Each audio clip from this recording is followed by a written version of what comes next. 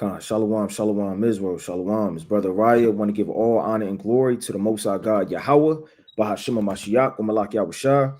Another strong Shalom to all of the mighty brothers that go out there and labor on the highways and byways, making their body living sacrifice. In the rain, the tumults, the demons, the uprisings, the uproars, out there standing 10 toes down for the name of the Lord.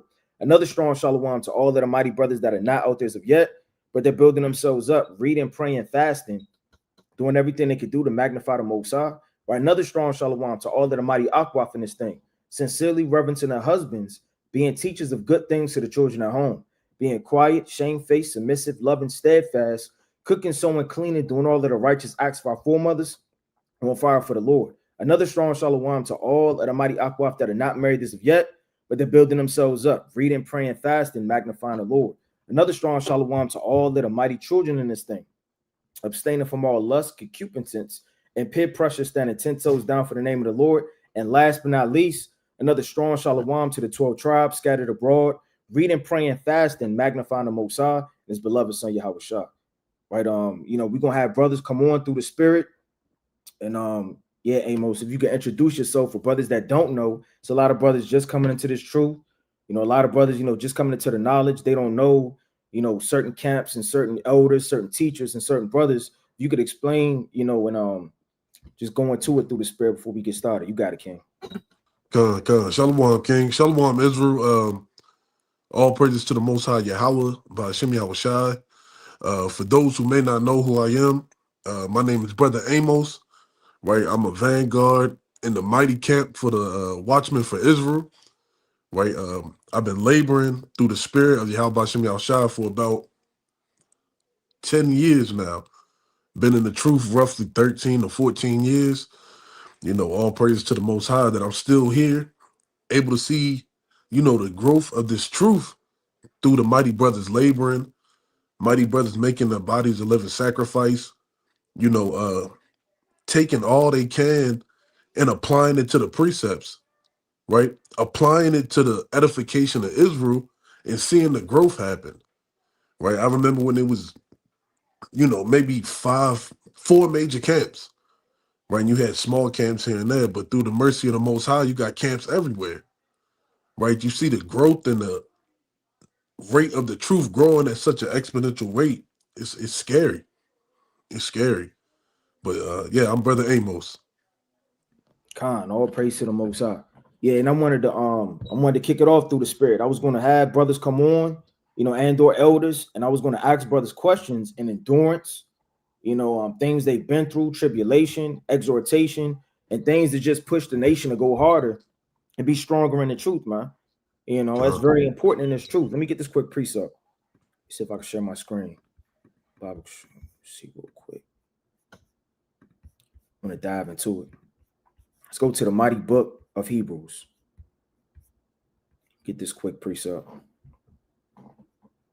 It's the book of Hebrews, chapter 3. And I want to start at verse number 13. It says, but exhort one another daily while it is called today. See, too many people strife.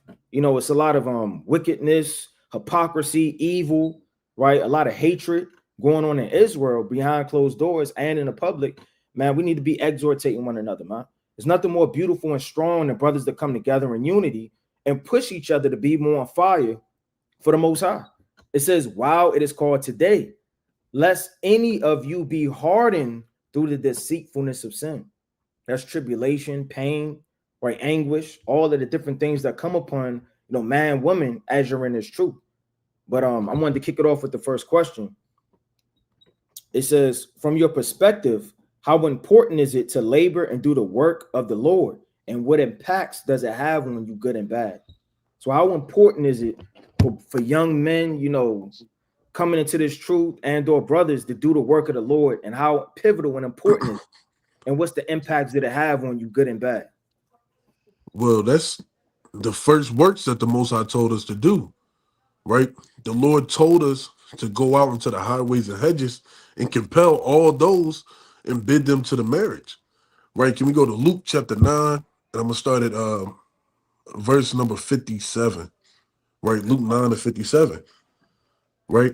That's life or death, right? Once you come into this truth, the Most High has commanded you to work, whether it be behind closed doors, you being help, whether you're out on the highways and byways, getting your household in order, sisters helping with the ministry, right? Bringing water, things that are profitable unto the men, teaching the children. Everybody has work that they have to do.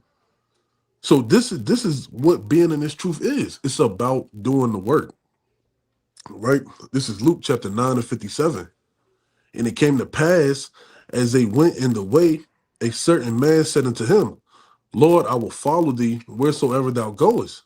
And Yahushua said unto him, foxes have holes, and birds of the air have nests, but the Son of Man have nowhere to lay his head. Right? The Son of Man doesn't have a place to rest. Right? Not saying he doesn't have a home, but he's always doing the work. Right? The work doesn't stop. You're constantly laboring. You're constantly thinking about how you can do better. You're constantly thinking about the more that you can do to increase the nation of Israel. Right? Verse 59. And he said unto another, follow me. But he said, Lord, suffer me first to go and bury my father. Yahweh shall send it to him, let the dead bury the dead, but go down and preach the kingdom of heaven. Right? This man said, my father has passed away. And the Lord said, let them do what they have to do, but you need to preach the kingdom of heaven. Right? The kingdom of heaven is so close that you can feel it, you can smell it, you can taste it and see it. Right? Verse number 61. And another also said, Lord, I will follow thee, but let me first go and bid them farewell, which are at my house, or which are at home at my house. Right? And this is the key verse right here. And Yahushua said unto him, no man having put his hand to the plow and looking back is fit for the kingdom of Yahweh. No man who's been laboring and thought the ways of the world and the affairs of this life that's more important than the kingdom of heaven is worthy of getting it. So once the Most High has called you to put your hand to the plow, you be a fool. You be a 2/3 to put your to look back at the wickedness that you used to do. So it's important because we have to be an example to the generation to come. We have to be an example to the men and women who are just finding out about the truth. Right? Like the brother said, hypocrisy is at an all-time high. Right? Men looking to get a name for themselves. Right? This is about sincerity. This is about putting in your brick so you can make it to the kingdom of heaven, so you and your house can be saved. Right? There's nothing more important than doing the work and laboring for Yahweh B'Shem Yahushua. Khan, and I guess what impacts did it have on you, I guess in a negative sense, or something that I guess brothers that are aspiring to be leaders, could look out for? If any. Shoot, if you want to keep your hair, you're gonna be stressed out. You're gonna be stressed out because you're gonna be foreseeing the evil that can happen to the flock. You're gonna be watchful at all times, right? These wives and children, they're dependent on men who are under you to make sure that they make it home safely, right? They trust you to be in possession of their lives, right? So you're gonna be stressed out, right? Your focus is not solely on I, but it's us as a whole, right? It took that selfish nature that I used to have and it turned it into a whole 180 where I think less about myself. I think about the next brother or the next family or the next sister or child who needs help. All praise to the Most High. All right, the next question is how do you stay humble in a world of strife, hatred, and a contest of who knows the most? That's like a spirit going on in Israel of, who knows the most, who's the strongest, who's the best camp. How do you stay humble in the midst of that? And with the pressure of knowing the precepts and being a teacher, how do you deal with those things? Let's go to Matthew 5:5. Right, you just got to remain meek. Right, you got to remain meek. Study to be quiet. Right, just make sure you're doing your own work. Right, you can never go wrong if you're studying to be quiet and not interfering in things that have nothing to do with you. Right, this is Matthew 5:5. Blessed are the meek, for they shall inherit the earth. So if you're walking lowly, right, you're minding your business, you're getting your house in order, you're doing the work of the Lord, You don't have time to intermingle and meddle and deal with what other men got going on. Right? That's Sirach 3, I believe it's 24. You mind pulling that up, Bob Shaw? Right? You shouldn't be worried about what the next man got going on. Right? The next video this brother doing. If it's not in wickedness, let him edify, and you go about your day. Right? This is Sirach 3 and 23. Be not curious in unnecessary matters, for more things are showed unto thee than men understand. Right? So you don't need to worry about what the next man is doing. Right? The next man isn't gonna grant you and your household salvation. Right? This isn't they call it a pissing contest. Right. Right? Yep. I'm not striving to see if I can confound you. I'm not striving Right. to see if you understand more than me. What does that profit? What does that profit when we have similar goals?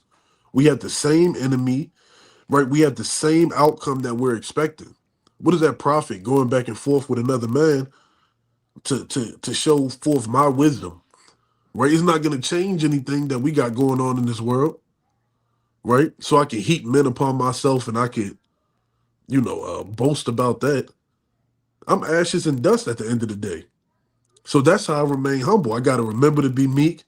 I can't be wandering to and fro, lost like a wave in the sea, seeing what's going on with other matters. Con, most definitely. All praise to the Most High. All right. Last question is: what steps have you took to obtain the amount of knowledge you have, and what are your study habits? So for brothers that are just coming into this truth, they fumbling over the Book of Psalms, Proverbs. They're watching this camp. They're going into Second Esdras. They never heard of Second Esdras. Now they bought an Apocrypha. They're diving into too deep things. They're overthrown. They're trying to keep up with what's going on. What is your advice of study habits of a young man and a seasoned man of, just endurance and building up yourself in this truth, right?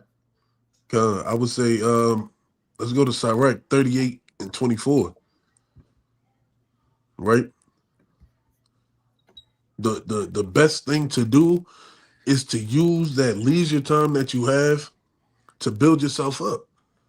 Right? Yeah, you may forget precepts here and there. Right? You're not going to be as sharp as you were when you were 21 or 24. Right?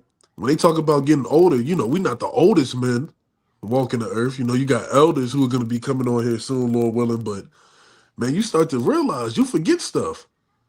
Right? You're not always going to be perfect. But that opportunity you have to learn, to go over information, go over precepts, you have to use that. Because it's not just for yourself, right? It's for all those who desire learning, right? So this is Sirach 38 and 24, right? The wisdom of a learned man cometh by opportunity of leisure, and he that have little business shall become wise. And the latter part of that verse is the most important, right? He that have little business shall become wise. Right? Didn't Yahushua say he's about his father's business? That should be the mind state of every Israelite. Right? It's a lot going on with that. What's old dude named Drewski? Drewski making that skit. That's right. That's right. Right. We don't. What do royalty and kings and priests have to do with jesters? Right? We should have little business. Our minds should be fixated on doing the work of Yahweh Bashem Yahushua, making sure that we're presented holy and perfect, that we can hear well done, good and faithful servant, and receive those crowns on our head. Right? And us as Israelites, we're a people who learn by visuals. Right? We're a visually learning people. Right? When you see something, that makes it easier to understand how to do it and maneuver and reciprocate the same thing. So what you have to do is find out what's important and make that valuable in your life. If this truth is the most important thing in your life, you're going to make this the most valuable thing, and you're going to spend most of your time dwelling with wisdom. Right? If the ways of this world, if clothes, women, money, drugs, liquor, the wanting of the flesh is more important, then that's going to be your desire. But you got to make sure your business is little so you can become wise. You need to make sure that your business is all about what Yahweh Bashim Yahushua has said and make that the apple of your eye and keep your eye singular. Right? I'm gonna read 25.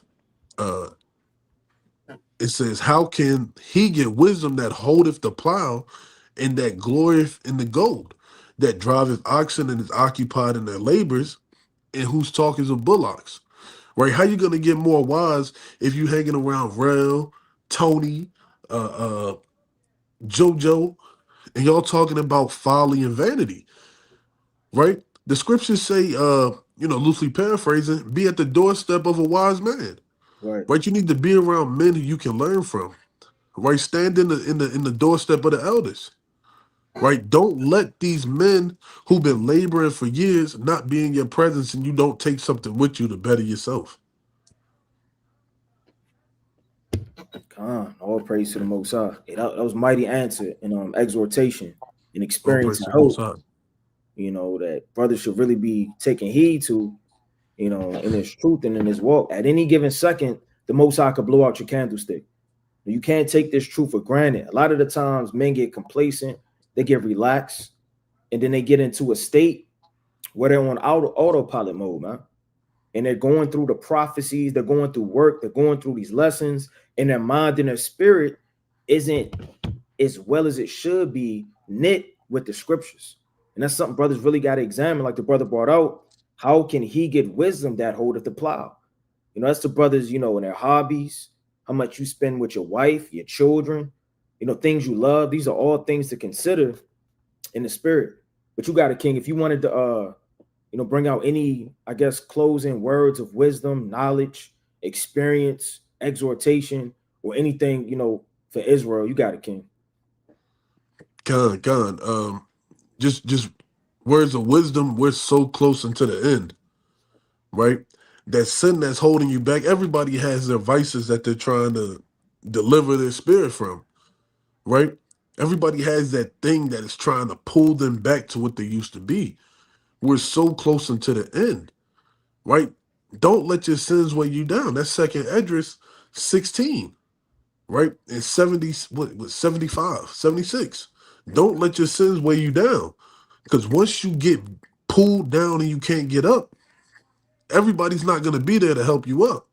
Everybody's not always going to be looking to help officer so-and-so, right? Soldier so-and-so, right? The time to stand upon your feet is now. And as we get closer until this end, it's going to get harder and harder, right? Gird up your loins, right? Second Esdras, I believe it's the 7th chapter, maybe the 8th. I believe it's the 7th. It says this condition of the battle. What's that, 70 and 51, 49?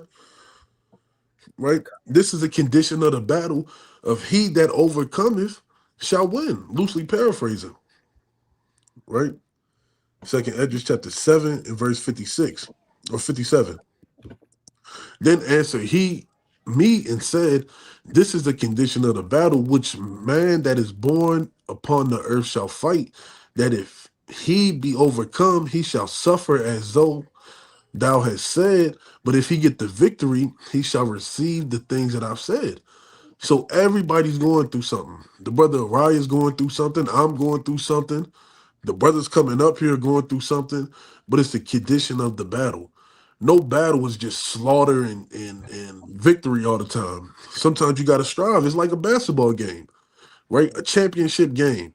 It goes down all the way to the final minutes, right? But you have to overcome and fight. Fight. This truth is about fighting. And if you need help fighting, right, we got the email, we got the social media, right? We're not men that are hard to get in contact with, right? Reach out and we'll throw up prayers, we'll exhort you, give you precepts, give you advice, right? Because men of understanding did the same thing for us. And it's only right to reciprocate and do the same for the next brother and sister. All praise to the Most High, King. The water for taking the time to hop on. All praise to the Most High. You All want to praise stay to the on? Most All High. praises. If not, you can hop back on. Whatever you want to do, King. But the water. Now I'll let the other brothers and elders get on. All praise to the Most High. The water, King. All praise to the Most High. Shalom, King. Shalom, shalom. All right, I'm gonna get this quick precept For other brothers, get in here through the spirit. This is the book of Sirach, chapter 44, and verse number 1. Let us now praise famous men and our fathers that begot us. The Lord have wrought great glory by them through his great power from the beginning, such as did bear rule in their kingdoms. See, a lot of the times people beat down elders, they beat down, leaders, they beat down teachers. Who's going to uplift them, huh? You never know how much your brother's dealing with. He goes to work all day. He's oppressed by the so-called white man. He's catching hell in the flesh with infirmities. He's dealing with spiritual things beyond your comprehension and understanding. And on top of all of that, he's getting teared down by his own people, man. It takes a lot to bear rule in a kingdom. It takes a lot to figure out what a brother needs, what a sister needs, to give counsel. You sacrifice your time to do videos, man. As easy as it is to go to sleep, as easy as it is to do what you want to do, as easy as it is to tap into the flesh, these certain men in Israel, not just brothers that are getting on the panel, but throughout the four corners of the earth, have sacrificed their well-being and time to do things they want to do for the welfare of the people, so that the kingdom could be ran. It says men of renown from their power, giving counsel by their understanding and declaring prophecy. So a lot of men take for granted the counsel that you can receive, man. Yeah, there's a precept for everything, but the way a brother may break down that precept is better than I could ever break it down. With his experience, with his knowledge, with him having more men under him, or him traveling more cities. There's certain things that certain men, you understand, can obtain right by listening and hearkening. It says leaders of the people by their counsels and learning meet for the people, wise and eloquent in their instructions. Right? Your professor, right, or some theologian isn't the only men that are eloquent in knowledge. You have certain men also, you understand, with knowledge and wisdom that the Most High has given them, right, that are eloquent in their speeches, that direct you this way or to show you that way. Right? Let me get this quick precept. Okay, I just talked to a brother. He said he about to get on. All praise to the Most High. You get this quick precept. Let's go to the book of Sirach, chapter 6. It's the book of Sirach, chapter 6. And I want to start at let's start at 33. Right? It says, I'm going to start at 32. My son, if thou wilt, thou shalt be taught. Too many people want to be a teacher. Too many people are putting themselves on a podium, making themselves, third, fourth, fifth in command. And, my camp has this many members. See, I'm always in student mode, or I'm attaining to try to be in student mode 24/7, man. Because once you feel like you've obtained something and you're at a level, you can't be taught. Nobody can show you things. Start to treat brothers a certain way or start to move in a wicked spirit, man. It says, and if thou wilt apply thy mind, thou shalt be prudent. So you could be taught, but brothers don't obtain the amount of wisdom that's passed down. To obtain it and to apply it, that's going to make prudence. It says, if thou love to hear. A lot of people don't love to hear, man. They're too busy trying to speak and give orders and obtain some level of rank or some preeminence. It says, if thou love to hear, thou shalt receive understanding. And if thou buy thine ear, thou shalt be wise. So the Lord said, if you bow down your ear, you'll be wise. Right? Reading on, it says, stand in the multitude of elders and cleave unto him that is wise. So if you're just coming into this truth and or been in this truth, you have to obtain a level of, humility, a level of not feeling like you've obtained something or you've been somewhere. You have to stand in a multitude of elders. A lot of people, they cleave to their like, whether that be people that are goofy, laughing, joking, they all over the place, people that love to debate, people that love to strife, people that love to hate, people that love to do whatever the case may be. Every spirit is going to resort to its kind. That's Sirach, the 13th chapter. Lord said, stand in the multitude of elders and cleave unto him that is wise. Be willing to hear every godly discourse and let not the parables of understanding escape thee. So whatever a brother is going into, we have gauntlets in WFI. Brothers are gathered together around in a circle, and a brother will be like, what's the book of Ezekiel, the 3rd chapter going into? Okay, what's the book of Revelation, the 3rd chapter, going into? Right, you have to be around men that are pushing you, man. If all you around are drug dealers or slothful people, you will adapt to your environment, man. You have certain people that are born and raised in a hood, and not that that's even their personality, but they accumulate the amount of pressure that it pulls on them to become a gangster, a hoodlum, right, a fool, a trapper, right, to fit into that environment. Brothers got to break out of that, man. Especially in the last days, you got brothers that are quiet, they're bashful, they're introverts. They don't know if I should, should I go to camp? Should I travel? Should I go see the brothers? It says, be willing to hear every godly discourse and let not the parables of understanding escape thee, man. And it's escaped a lot of brothers. A lot of brothers don't do the due diligence to become what you want to be. You just admire another brother, his standard of success and knowledge and wisdom, instead of really looking and seeing what he has done, the path he has taken to get there, man. Right? It says, and if thou seest a man of understanding, get thee besides him unto him, and let thy foot wear the steps of his door. And what does that mean, man? You always hitting a brother up for breakdowns. You got certain people, they always hitting the email. They always hitting our Instagram page. They always coming up to camp. They always asking questions. Those are the type of men that are going to grow. Men that are bashful. They feel like, I don't want to, do too much. And I don't want this brother, let me just stand afar off. Last time I checked, when I was in school, the idiots and the fools, they were in the back of the class. And those that really wanted to know what was going on, they was in the front row, man. They were taking notes. Sometimes you got to go back to being a disciple, a student. You got to humble yourself. It says, let thy mind, right, be upon the ordinance of the Lord and meditate continually in his commandments. He shall establish thine heart and give thee wisdom, right, at thy own desire. Right? Let me get this quick precept. Make sure brothers ain't in here yet. Let's go to the mighty book of Proverbs.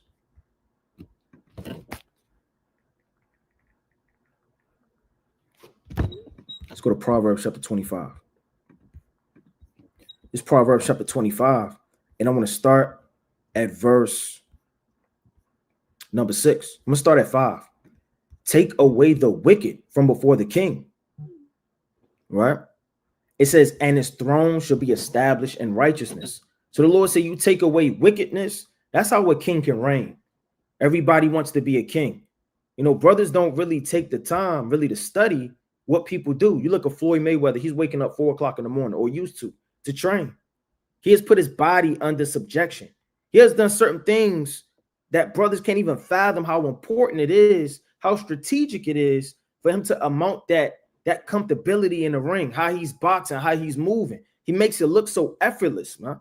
It says, take away the wicked from before the king, and his throne shall be established in righteousness. That's why a lot of brothers' houses are out of order. A lot of brothers are getting kicked out of camps. A lot of brothers, demons and spirits are being revealed throughout the congregation. It says, put not forth thyself in the presence of the king. Right? And that goes to we're really knowing in the spirit where you should be. A lot of brothers, they make videos and they put themselves right on a presence of an elder or a king, or I'm going to take over Israel. It says, and stand not in the place of great men. For better is it, right, that it be said unto thee, come up thither, than thou should be put lower in the presence of the prince whom thine eyes have seen. And that's spiritual. Because a lot of brothers, they sneak in unaware, right? They become teachers, they become leaders, right? They become what people look at as men of renown and wisdom, but they've snuck in, right? The Lord never said, come up hither. It takes patience to learn. When I was learning in this truth, and still am, but when I was learning early on in the spirit, I never wanted to be a teacher. That was never my goals, my aspirations. I never said I want to be a teacher. I just was studying. And I was studying and I was studying. I used to study for hours. I didn't have a TV in my room. I wasn't on social media. I literally went home from work and I studied because I needed to know what happened next in 2 Samuel, man. I needed to know what happened in Ezekiel. the amount of curiosity and zeal that I had led me to study the way I did. And then the Lord, through, his predestination, gave me a little bit of knowledge so that I could be able to spread it. And it often goes into sincerity. You don't want to be put down in the presence of the prince whom thine eyes have seen. That's spiritual, man. Look how many leaders have been put down in Israel. How many brothers have been put down? Whether they've been taken out of this truth, whether they fell out the truth, or whether unforeseen evils happened to them, man. The Lord gave them over to doctrines, or whatever the case may be, right? It says, put lower in the presence of the prince whom thine eyes have seen. Right, let me get another brother in here. Shalom, King. How about Shemiah Shabrak? Shalom, how about Shemiah Shabrak? You can hear me, see me? Yeah, I can see you. I can hear you. How you feeling? All right, how you feeling, King? All praise to the Most High. All praise to the Most High. I'm doing well through the Spirit. All praise to the Most High. Yeah, for brothers that don't know, could you explain yourself? Like I told Amos, a lot of brothers just coming into the truth. They don't really know what's going on. This may be, one of their first videos they stumble across. A lot of people, they really don't know what's going on. If you could just explain yourself, who you are, and before we dive into it, that'd be mighty. Yeah, first and foremost, call out Yahweh Shemel Shai.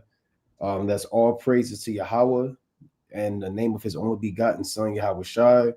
I'm Brother Naquam, of the Watchman for Israel camp congregation, headquartered out here in Baltimore. Just a servant of the Most High, waiting for this place to go down, seeking vengeance, right? In these last days, spiritual vengeance in these last days for all of what we've been through, what we're going through, what our fathers have been through, our foremothers have been through, what our Lord has been through. And it's our job to do this work and put our hand to the plow. And if I can I get one precept? Most definitely. I just want to get one precept. This first Maccabees chapter 13 and verse number 6. I'm gonna read 6 and 7. You gonna pull it up? All right, come on. All right, the water. All right, first Maccabees 13, 6 and 7. It reads, doubtless I will avenge my nation and the sanctuary and our wives and our children, for all the heathen are gathered to destroy us of very malice. Now, as soon as the people heard these words, their spirit revived. So we have to have that spirit of vengeance, right? The spirit of avenging your nation, and understanding that the nation of Israel is bigger than you, not just in terms of population and size and people, but the spirit, the spirit of saving your nation, the spirit of, building up your nation from the ground up, the spirit that Zerubbabel had, the spirit that Joshua had, the spirit that all of our fathers have. We have to have that spirit to help build up and avenge our nation and magnify the name of the Most High. So that's a little bit about me, for brothers that don't know or sisters that may not know. Okay, con. Yeah, I want to kick it off through the spirit. This is the first question. How important is it an eldership to a nation, and the importance of a good example to young men? So for brothers that, may feel like they could just start a camp on their own, just shoot off, do their own thing, break off from camps when they, know a couple breakdowns, how important from your perspective is it to eldership to a nation and to be a good example to young men? I mean, it's extremely important. It's extremely necessary. I mean, in the law, we talk about there's over 600 laws in the Bible, right? 600 laws. A lot of laws rather, are specifically tailored to elders. You have laws that specifically require elders to be involved in the matter, right? Concerning murder, certain cases of murder in Deuteronomy, the 21st chapter, putting things in order, right? You have, can we get Exodus, the 3rd chapter? Baba Kashah, Exodus 3 and 18. So, you would be in sin. You can't keep the law without having elders. You can't have a nation keeping the law without having elders, because elders are a paramount part of the law, right? 3 and 16. We're gonna read 16 and 16 through 18. It reads, go and gather the elders of Israel together, and say unto them, the Lord God of your fathers, the God of Abraham, of Isaac and of Jacob appeared unto me, saying, I have surely visited you and seen that which is done to you in Egypt. So even in captivity in Egypt, we always had a community and a system, a hierarchy, and a respect for elders. The elders were there. When Moses was set up by the Most High, it's not as if Moses didn't have to check in.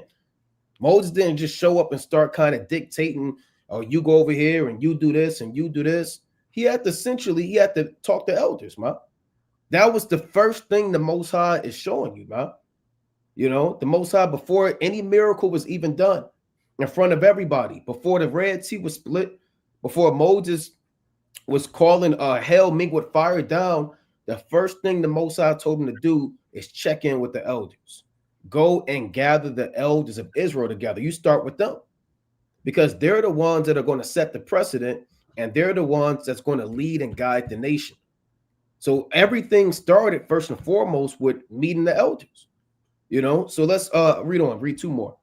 And I have said, I will bring you up out of the affliction of Egypt unto the land of the Canaanites and the Hittites and the Amorites and the Perizzites and the Hivites and the Jebusites, unto a land flowing with milk and honey. And they shall hearken to thy voice, and thou shalt come, thou and the elders, unto the king of Egypt. Remember, you had 70 elders. It wasn't just Moses and just Aaron.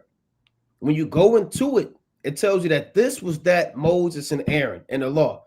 And they go through the 70 elders that were also there. You had 70 elders that sat and they broke bread with Yahweh Bashmi Yahushua in Exodus the 24th chapter. So you can't think that elders were sitting somewhere in a rocking chair. You know, we got this perception of elders based off of the curses that we experience, the traumas that we go through, and what you see in your day-to-day life. Right? You might see an elder on a black milk crate in front of the liquor store with a brown bag, drinking some Colt 45, bro. Some OE. You know, our idea of the elders is madness and folly and confusion. Right. But this whole thing, us becoming a nation, it wouldn't have happened without the elders. Right. Right. And they were there. They were the support. What do you think they were mute and they couldn't speak when Moses and Aaron was there? Aaron did all of the talking primarily. What you think the elders was doing, man? You think they were sitting around drinking iced tea in the rocking chair? No, man. Council, and here's this, and this is where you need to go. You take that right, and you go up here, you know, you go over here, and they were directing things, man, you know, through counsel and through wisdom. Now, the scriptures don't cover all of that, but that's what the elders were for. Right? You remember Moses, not to get long with it, remember Moses, he was 80 years old at that time. When he had to go to elders, he was 80.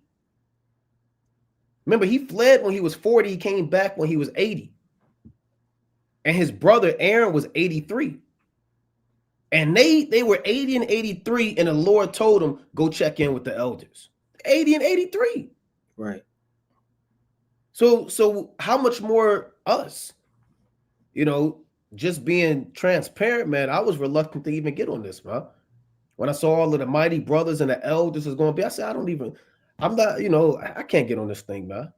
The brother sent the precepts. I sent the precept. The brother sent another precept.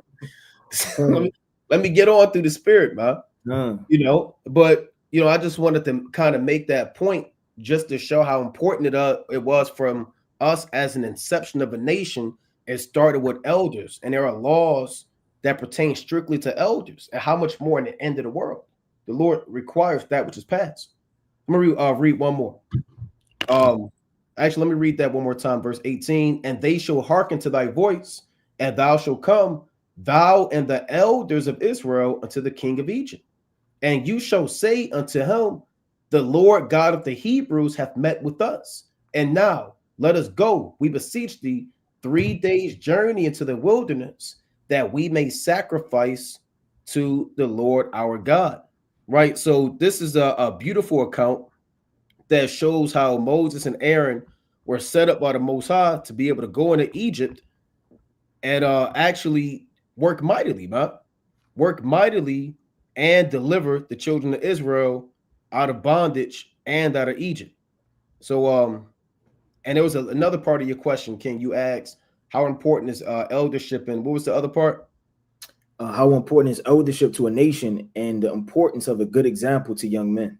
Oh, I mean that's plain, man. Let's go to Second Maccabees. It's very important, right? It's a necessity.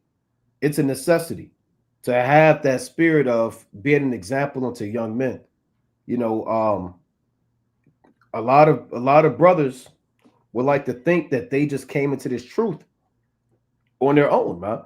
You didn't, a lot of brothers think that Yahweh Shai came directly to them, like they're the apostle Paul, and the Lord came down and, the light appeared unto you on the road to Damascus. And, why do you kick against the pricks? No, elders have played a prominent role in my upbringing in this knowledge and a lot of other young men. I'm a young man, and prominent elders, have and one of the things that, I like to do and brothers like to do is when we kick off the live, we say double honors to the elect elders of the house of David, man. You have to give double honors to the elders. That's First Timothy, the 5th chapter, because they're the ones that set this example. We were talking about this in a hospital. We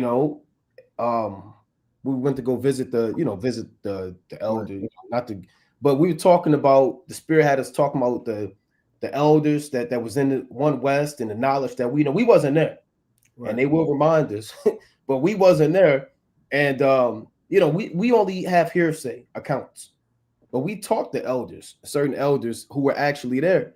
So it's extremely important. It's extremely important to have that, and to set that example. Can we go to the book of Judith, chapter 8? I just want to get 2 quick precepts. Okay, come. Judith 8 and 24. Right, it's the mighty book of Judith. All right, chapter 8 and 24. Come. It reads, "Now therefore, O brethren, let us show an example to our brethren, because their hearts depend upon us, and the sanctuary and the house and the altar rest upon us," man. So, if we didn't have those examples of elders, we wouldn't have anything at all. Now, the Spirit does show you things. The Spirit works with you, and you may see a precept here, a precept there, but that's I don't know, 35%, 45%, 35%. But the general understanding comes from men that the Most High set up before us, that you receive instruction from. So it's important to have those elders that set that example on diligence. We're talking about, you got elders been in this knowledge 40 years, 35 years, 30 years, 20 years. We're talking about the elders in GMS, ISUPK. Even though there's doctrinal differences, you got to respect that they've been in the truth 35, 40 years. Right? Bishop Nathaniel, I don't know how long he's been in the truth, probably around the same 35 years, 40 years. Elders about, his longevity, I'm not sure the exact, I don't know if it's 30 years or so. That's a long time. That's a long time. And one part about First Timothy, the 5th chapter, about giving double honors, it says, especially those who labor. So if you've been in this thing and you're still laboring, you're supposed to get your double honors. We're not elders. I'm a young man, doing this work as much as we can. But, we're young men by the Spirit and mercy of the Most High. So the Lord said, "Now therefore, O brethren, let us show an example to our brethren, because their hearts depend upon us," meaning your mind, right? How to grow, how to navigate your life, man. How to handle your woman, how to deal with your children, how to deal in this captivity, how to be a man, how to have integrity, how to take responsibility, how to own up and have accountability, how not to make excuses, man. Your heart, meaning your mind, literally depends on other men. How to speak, what to speak, how to be humble, being modest, being bold. All these things rest upon elders. Now I want to get one more in the classic and second Maccabees, the 6th chapter, concerning Eleazar. Con. Right.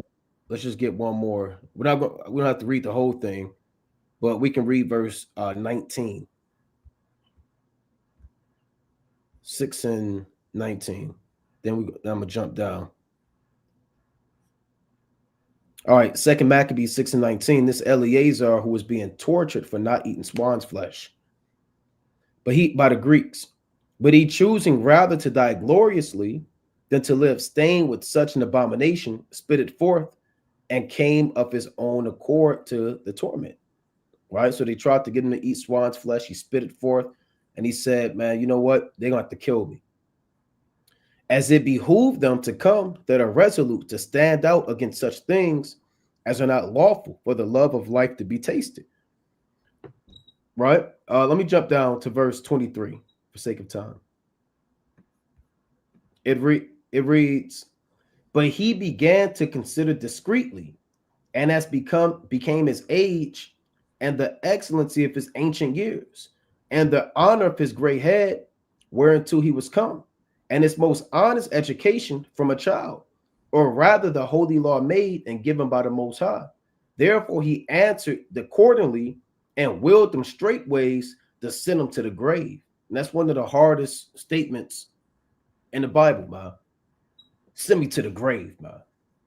You know? And he, in his mind, we're going to read about what he considered. What was he thinking about where he could have saved his life? He could have ate an alternative meat that he could have pretended he ate pork. He could have lived a little bit longer, probably had a family, grandkids, great grandkids, but he began to consider discreetly. Verse 24, for it becometh not our age, said he, and any wise to dissemble, whereby many young persons might think that Eleazar, being 80 years old and 10, were now gone to a strange religion. And so they, through mind hypocrisy, so he was thinking about everybody else. If I eat this swine's flesh, everybody's going to eat this swine's flesh. Right. And this is not a just a here and then situation. He was thinking generationally. You know, generations down the line, hundreds of thousands of years or thousands of years down the line, people are going to think it's okay not to die for Yahweh Bashmiel Shah. That was his whole mind. You know how wise and how much discernment you have to have in the heat of death when you have a chance to say, it's so easy to save your life. You have reflexes to save your life, man, to avoid things or, you know, dodge things, and your body's inclined naturally to preserve itself, man, self-preservation. So, you know, when you have that opportunity to save yourself, but in your mind, you're thinking, what would happen if I save myself? Then, and other people follow and not die for the laws of the Most High. That's deep. He says, whereby many young persons might think that Eleazar, being 80 years old and 10, that's 90 years, we're now going to a strange religion, man. So the latter part of your question, or the second part, is extremely important, because the elders, just like Eleazar, the 70 elders in the book of Exodus, Razin that you read about, the second Maccabees, the 14th chapter, all these ancient men, Onias, you know, all these hoary head men, you know, the Lord said, the hoary head provides wisdom, greatly paraphrasing, and the young men have their strength. So it's important to have those elders to set that example, because the young men have nothing else. And everything that the elders provide for us is everything. Khan, that was a mighty explanation and breakdown, King. You seen the message I sent you? Salakia. Okay, Khan, yeah, I see it. All right, okay. Khan. Yeah, if you want to stay on, all praise to the Most High. You know what I'm saying? But probably. Yeah, that's cool. That's all right. I just want to, you know, the water for having me. You know, I praise to the water. Water for getting on. All praise to the Yeah. Most High. That was excellent wisdom. Most High willing, man. Brothers and or sisters took heed to that through the Spirit. And if when you done with whatever, King, if you want to hop back on, just let me know. Khan, all praise to the Most High, yo. Shalom, shalom, Israel, shalom. Shalom, King. All praise to the Most High, man. That was Mike. Let me see, man. Bear with me through the Spirit. All right, let me get this quick precept. No other brothers are trying to get in there. I know time is short. You know, a lot of brothers, they got classes. They got different things. They rushing home from work. A lot of brothers on the West Coast. It's a lot going on, but all praise to the Most High. You know, certain brothers took the time to even consider and get on to exhortate and help Israel, man. It's a lot of brothers that don't really have that amount of mentorship and hope that, you know, could really help a brother and guide his soul. We all need to be guided, man. You know, through the path of mercy and wisdom of the Heavenly Father through his son Yahweh Shai, which these men have been set up to do. You know, certain men have been set up to guide you and help you. And instead of bucking up, no man can tell me what to do. It's a lot of pride, man. A lot of brothers leave camp for pride. A lot of brothers leave camp for, you know, their own agenda, making their own camp, or whatever the case may be. A lot of brothers, they leave camps for women and, you know, because of their own wickedness. It's a lot of evil that goes on, man. And you have to really be, you know, diligent. Let me get this quick precept.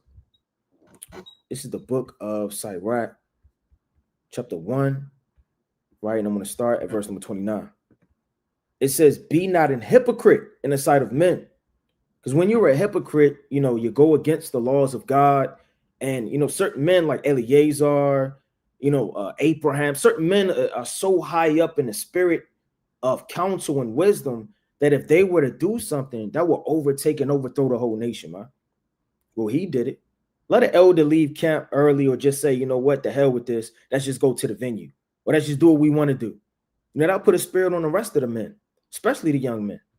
It says, be not a hypocrite in the sight of men. That's keeping a good name, being on fire, being diligent, and actually living what's in the scriptures. If you're going to teach the word of God, live the word of God. Be the word of God, man. Lord said we shall be in his image. Right? We're conforming to the image of his son, Yahweh Shai. Lord said, be ye not transformed to this world, paraphrasing greatly, but be ye transformed by the renewing of the mind. Don't be conformed to this world and what they want. It says, and take good heed what thou speakest. So for all you brothers that want to be teachers, you know, you really got to take heed because there's a horrible judgment for men, right, that don't take heed and are hypocrites. Exalt not thyself. And like the brother said earlier, you know, he was reluctant of getting on. Now, I was reluctant in even asking certain elders certain things, man. You know, who am I to ask you anything? But through their meekness and humbleness that the Spirit, the Most High, instilled in them, you know, a lot of, you know, men say, you know, I'll do this. A lot of elders. And that's all praise to the Most High.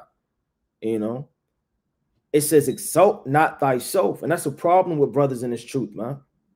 Just because your video gets 30,000 views or even 50,000 views doesn't mean anything in the spirit. Somewhere right now, the elect is shaking the hand with no camera. One of my favorite camps, it was me and two other brothers, and it was the winter time, and there was no camera. It wasn't nobody at the harbor, and we was shaking the hand like no tomorrow, man. We was shaking the hand and prophesying, and all you saw was wind blowing and snow. Wasn't nobody out there. Damn near felt unprofitable, man. But through the zeal and sincerity that brothers had to teach, it was all worth it. It doesn't matter about accolades and views. Exalt not thyself, lest thou fall and bring dishonor, right, upon thy soul. And being dishonored, you know, is everything. A lot of brothers have to consider their name. You're always in the council. Your name's always being brought up. You always have folly brought with your name. This is the goofy brother. This is the slothful brother. It's the brother always crying or whining. It's the brother always not wanting to go hard for the work of the Lord. It's the brother always not traveling. It says, and put dishonor upon thy soul, and so God discover thy secrets.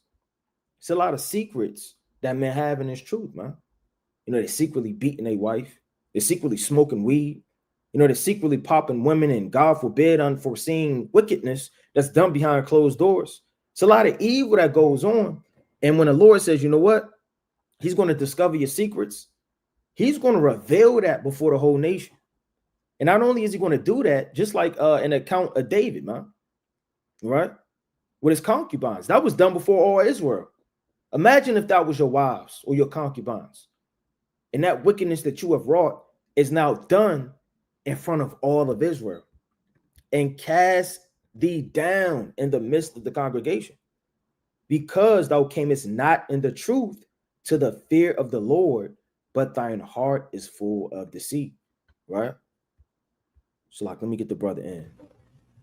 Shalom, King. Yahweh Bashim Yahushua. Hey, Yahweh Bashim and Shabrakatah. Shalom, shalom, shalom, all praises. Shalom, King. How you feeling through the spirit? Man, I'm good. My fault. I was can you hear me well? Am I too Yeah, loud? I can hear you, King. All praise to the Most High. Calm. Nah, I was Salakia, brother. You know, I was ripping and running around. So forgive me for my tardiness, but all praises the Most High allowed me to be here, you know, and I'm honored to be even recognized to even be sitting at the panel with such great brothers like yourself, Naiquam, you know, all of the brothers from WFI, the elders, the teachers, you know, so all praises to the Most High and his son, Mashiach Yahushua. All praise to the Most High that you even, you know, took the opportunity to get on. You know, that's humble. All praise to the Most High. You can enlighten brothers with your wisdom, experience, you know, and anything else, you know, the Most High puts in you through the Spirit. But I wanted to kick it off, King. I wanted to ask you 3 questions, your experience, right? First question, how do you know when you're ready to teach? And when did you know it was time? Because a lot of brothers, you know, their back is against the wall. They look at mighty brothers like yourself, mighty elders, and they say, well, I can't teach like that. I can never pull precepts like that. I don't have the courage and the bravery to go out there. A lot of brothers don't really understand that when you go out there, it's gangbangers, it's shootouts, it's stabbings, anything can happen, especially on the West Coast. So when did you know it was time, you know, to teach? And how do you know when you're ready to teach? You know, that's a good question. I think for me, it was, and I'm gonna put my pride on the line when I say this. I think for me, it was a time where I had to learn. It wasn't a time to teach. Because I came from a background of you know, born and raised in Los Angeles, of course, you know, trying to give my life to Christ and going into the Christian church and all of that, trying to get away from gang violence in LA and everything, and trying to find a new way out instead of joining a gang when a lot of my friends and stuff was doing that. I went into the church because I wanted to see who God was. And long story short, I got a position, you know, it's not really hard to, you know, if you're a well-spoken brother, you know, it's not hard to get a position in a Christian church. So I came from a position of like, not teaching, but preaching in the church, right? Leading youth seminars and things of that nature. So I think it was a humbling situation for me. It was a humbling situation for me when I got the truth, or when I found the truth, and when the Most High finally opened my eyes to the truth, because I had to really take a back seat and realize that I didn't know the Bible the way I thought I knew it. I never forget when I first sat in my elders class. I never forget my elder Ra'im, my elder Rashaf, and my elder Iquar, my elder Aladai. But I believe Elder Ra'im was teaching. And the way the elder broke down the Bible, I had never heard the precepts brought out like that in my life. You know, you got to think, you got to figure out, like, that was before, you know, the internet phase. You know, that was a little bit before like YouTube took off with the word. That was in 2011, right? So YouTube was around. I think YouTube came out in 2010. The truth didn't really hit the YouTube era at that time, you know, just yet. It was making a little noise, but it wasn't like big like that. So you got to think, you know, I never seen anybody go precept upon precept like that and record the scriptures like that. So it was a humbling situation for me, coming from a Christian background, thinking that I knew the Bible, to actually realize, like, you really don't know nothing, right, of this word. You know, the Most High God's word is very deep and intricate, and you can never fully know the whole word of God. If you think that you know the whole word of God and you think you've learned everything, you got the spirit of Satan on you, in my opinion, because the Bible is a book of forever knowledge, right? You could read the same precept over and over again and get something different. So I think for me, I had to learn that it wasn't time for me to teach, right? And then I'm gonna go to Jeremiah chapter 1 too. Jeremiah chapter 1 verse 5. I'll pull it for you. Yeah, I had to go Jeremiah 1 and 5. But I think you know, my elders, they took me through a process. So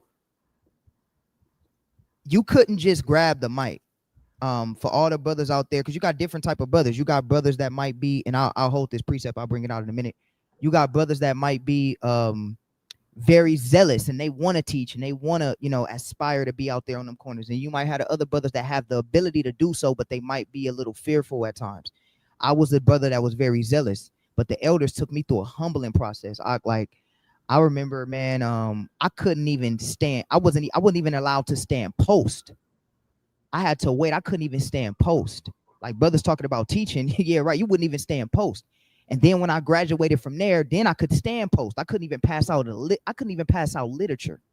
There was not even a flyer I could touch. The only thing I could do was stand post. And then from standing post, Shalom King, Shalom King, all praises. My good brother, y'all, Shalom.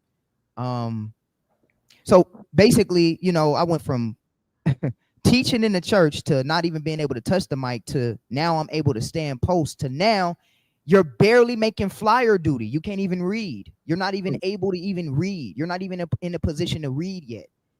To graduating from reading to reading, then I read from reading to being able to graduate to touch the mic. So it was a humbling experience for me to be able to be brought back down low and then be built back up with the true knowledge, wisdom, and understanding of the Most High God. And I thank the Father for taking me through that humbling experience where it was the opposite for me, right? Where I had to learn when it was not time for me to teach. And then the Lord, of course, raised me up in the spirit. And I just went with the spirit of the Lord. One thing I will say, I never let malice and hatred and envy and jealousy pursuant to the fruits of the spirit. And we can go to Galatians later. I never let that affect my ability. I never looked at another man. Maybe the elders took a liking to another brother in the camp that was another fiery young brother. I never got jealous of that brother because that brother got opportunities that I didn't. You know, I just waited my time and I just put my head down and I didn't worry about the accolades.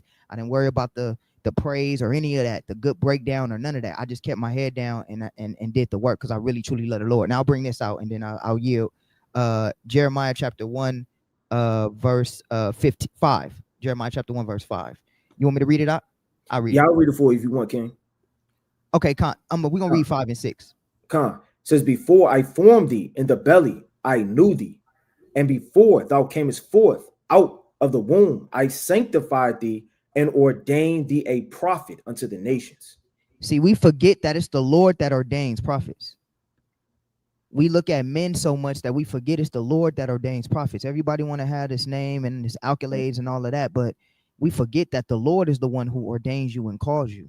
So when it's your time, you don't even have to second guess or even think about it. It's going to just be your time because the Lord ordained us from the womb, right? The Lord ordained these good brothers that I have a pleasure of sharing the panel with, you know, to give these brothers their abilities. I can go down. I watch these brothers. I can go down to each and every one of these brothers that's about to get on this panel and go into their abilities of their strengths and that I desire to have and that I might have to practice a little more. But their strengths is what the Lord gave them. And what the Lord gave me is what the Lord gave me. And I'll use and utilize what the Lord gave me so we can all fit and fight for the same kingdom that we're all trying to obtain. So I knew that the Lord, first and foremost, the Lord called me. I don't need accolades for no man or no leader or none of that, right? When the elders see me fit, they'll put me in that position. But I know the Lord has called me to speak. And then read verse 6 and 7. Verse 6. Then said I, Lord God, behold, I cannot speak, for I am a child. This is for you brothers that might be, you know, wary of doing the work of the Most High, sort of like a Moses, where you doubt yourself, you doubt your abilities. You can't do that either. On the flip side of that, right? You can't have doubtful spirit on you. That spirit of doubt comes from Satan, the adversary, who's trying to get you from doing the work of the Most High. So you got to go out there and put your work in and just know that the Lord has called you. And whatever your lot is, whether that's 5 people, whether that's 2 people, whether that's 1 family, it doesn't matter. You did what the Lord commanded you to do. You was faithful in one talent. He'll give you to be faithful in more, right? And let's read verse 7, and then we'll end it right there. It says, but the Lord said unto me, say not, I am a child, For thou shalt go to all that I shall send thee, and whatsoever I command thee, thou shalt speak. Read verse 8 and 9. I'm sorry, Salakia. Read verse 8 and 9. Verse 8 says, Be not afraid of their faces, for I am with thee to deliver thee, saith the Lord. Then the Lord put forth his hand and touched my mouth, and the Lord said unto me, Behold, I have put my words in thy mouth. The Lord is going to put his words in your mouth. We forget that these are the Lord's words. He's going to put his words in your mouth, so you won't even have to know when it's time, or the Lord will just put you in that position. Whether you have a fearful spirit or whether you have an ambitious spirit, regardless, if the Lord has called you to be a prophet, he'll put you in that position. So I guess for me, I had to learn how not to be ready. I had to learn how to be quiet, study to be quiet. And then the Lord built me up. He broke me down, built me up, and then he put me in a position to be ready. And that's pretty much the answer to that. Salakia. I yield. Yeah, Salakia for moving backwards. But for brothers that don't know who you are and what your camp is, and where you're located and how long you've been in this truth, could you just explain that for brothers that may not know, that's just coming into the truth? Just a proper introduction for yourself. Yeah, Khan, all praises. My name is Ratazan Sharyan. I've been in the truth for about 15 years, and I came in the truth 2011. So I've been in the truth for a little while. All praises. I started with a previous camp called True Nation, and then from that camp, I end up moving and starting BOW about 5 years ago. Right, me and the elders, we parted ways from that particular situation, and I started a camp BOW. And then I know you were asking questions about the elders. Of course, I still have my elders, and I still submit to my elders as well. But we started BOW back in 2020, and so BOW is 5 years old. I've been rocking ever since. All praises. I hope that I continue. I hope that the Most High never takes his lamp away from me. And I hope I could continue to be humble and grace the stage with brothers like yourself and brothers like Yawal and the other great brothers that might come on, Most High willing, later. And I could keep doing the work and be a soldier for the Most High. But yeah, so my name is Ratazan Sharyan, and I am the leader at Believers of the Way, over at Believers of the Way. Khan, all praise to the Most High. Like I said, I had 3 questions for you, brother. That was the first one. The second one is, as a leader, what grounds you and keeps you humble from being proud and letting spirits, hop on you? And how do you handle the pressure, having your own camp? So what grounds you and keeps you humble? For brothers, that have a little bit of wisdom or, views or start their own camps, a lot of women could rush them. A lot of people could look at them as if they're Moses, as if they're Ahawashah. The same way the Church of Corinthians had the same problem, the first chapter. Like, what grounds you and keeps you humble in the spirit? How do you handle having the pressure of a camp for other leaders that may, could soak in that wisdom that you could bring forth? You know what, Ak? That's a very, very good question, Ak. I think what grounds me, keeps me humble, keeps me not having pride, is knowing that any time, for one, the Most High could take me out and I'm nothing. Right. 1 Corinthians chapter 8, verse 2.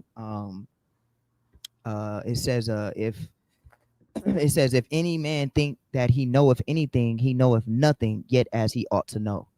So, it's when you think that you know something that you really don't know anything. And so I know the Most High, in terms of me, he keeps me grounded by reading about even his earlier apostles. Like when I read about Paul, the Apostle Paul, and all of the work that the Apostle Paul put in, I mean, compared to the work that Apostle Paul put in and all the apostles before me, I mean, how could I think that I'm anything? I mean, these brothers were touching millions of people without an internet. Right. These brothers was touching millions of, these brothers, can you imagine if Paul had a cell phone? Like, what are we talking about? We talking about, we got the internet, brothers. Like, we got a cell phone, we got YouTube, we got Facebook. Paul was writing letters in prison. You know what I mean? So it humbles me. You know what I mean? It humbles me when I read about the prophets and I see in the apostles and I see like what they actually, and the work that they actually put in, and just reading and seeing their example, and also understanding that being a teacher in this thing, it is a position to be to glorify in, right? You should want to teach and lead the people of the Most High. But at the same time, with great power comes with great responsibility, as they say. You got to understand what comes with it is not an easy road. You know, you're going to be shunned. People are not going to like Right. you. Right. You're going to be blamed for every situation. I mean, I'm pretty sure each and one of you brothers know, right? Y'all no stranger to this. You're going to be blamed for stuff you had no idea about. People are going to just view you one day. People are going to just view you as an enemy. You know what I mean? And then you're going to, you know, you try to do the brotherhood route. You know what I mean? But Yeah. to no avail. You know what I mean? But remember, Christ said, if they hated you, know that they hated me first. Right. So just looking at, and let's go real quick. I just want to get Salakia, brothers, 2 Corinthians 11 and 25. Because I think a lot of times, brothers, we glory in the wrong thing. We be glorying in like, dang, Ak, you cut that Christian up, or dang, Ak, you mighty with the word on the streets. But then when I look at what the apostles glory for, it's a totally different thing. Like Paul never gloried in how well he spoke. I never seen Paul really brag about him being such an eloquent, I'm just, I'm out there and I'm saving all these people. I mean, he talked this talk, but it was more of him bragging about his tribulations. See, you're a real teacher when you go through that tribulation, right? Like every time I seen Paul, like we're gonna read that in that 2 Corinthians 11. See, this is what brothers don't talk about. Brothers want the likes, the clicks, the name, the whatever it is brothers want. But brothers don't understand like how hard this is to lead a camp. Let's read this real quick and then I'll yield. Let's read verse let me start at verse let's read verse 21. 2 Corinthians 11 and 21. 2 Corinthians chapter 11 and verse 21. I speak as concerning reproach, as though we had been weak. Howbeit, he said, Paul said, Salakia, Paul said, I speak as concerning reproach. That means Paul wasn't liked. I told my brothers the other day, one of my good brothers, no matter what, we read in 2 Timothy together. And we finished reading 2 Timothy. And you got to think like when you read 2 Timothy and you read about how, I don't know if you brothers are familiar, you brothers probably are familiar, but the book of 2 Timothy is what they believe is Paul's last letter, right? That was the letter that he wrote to Timothy, and he was actually in prison. Yeah, from my studies, he was actually in prison when he wrote that letter. When you read 2 Timothy chapter 4, he actually is going into his coming up, I guess, execution, right? In that 2 Timothy chapter 4, where he talks about, this is the end of his race. He's fought the good race, or what, so on and so forth. And I believe in that chapter 4, he actually talks about him being in prison and asking Timothy if he's able to make the journey to get him a cloak, because he didn't even have a cloak when he was in prison. So you got to think, this brother Paul was hated, not only hated from his own countrymen, but he was also hated from the by the Roman standards. And this brother was alone. Matter of fact, I know it's Christian belief that Paul was actually beheaded, but this brother was, if you read his letters, he was actually alone. He was actually abandoned, during the time of his imprisonment, right? And we'll probably go there a little later in 2 Timothy chapter 4. So when I read that and I'm trying to be this teacher, the scripture says that the apostles, we got to go through that same thing again. We got to go through being killed and martyred for the word of God. So sometimes we can get mighty and high off of clicks and YouTube videos, but we forget that one day we might have to die, right? It's bigger than just clicks and YouTube videos. It's bigger than that, right? So let me read this real quick. 2 Corinthians chapter 11. And let's read, let's keep reading where we at. So he said, I speak as concerning reproach. Read on. As though we had been weak, howbeit we're in.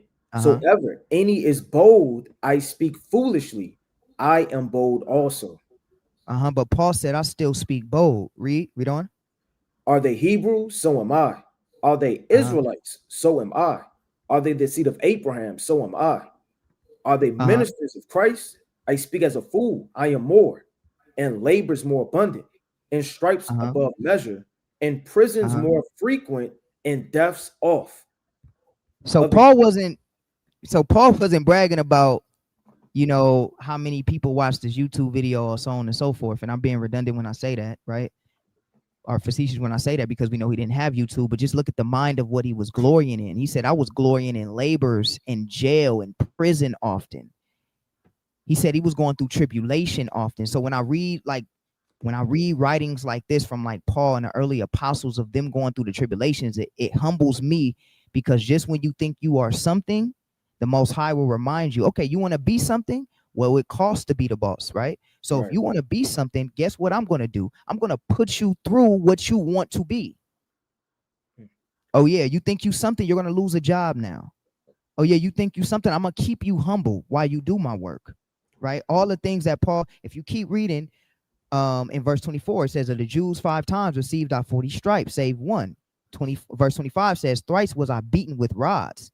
Once was I stoned. Thrice I suffered shipwreck. A night and a day I have been in the deep. He was shipwrecking in the ocean for a whole day and a whole night from traveling and doing the work of the Most High.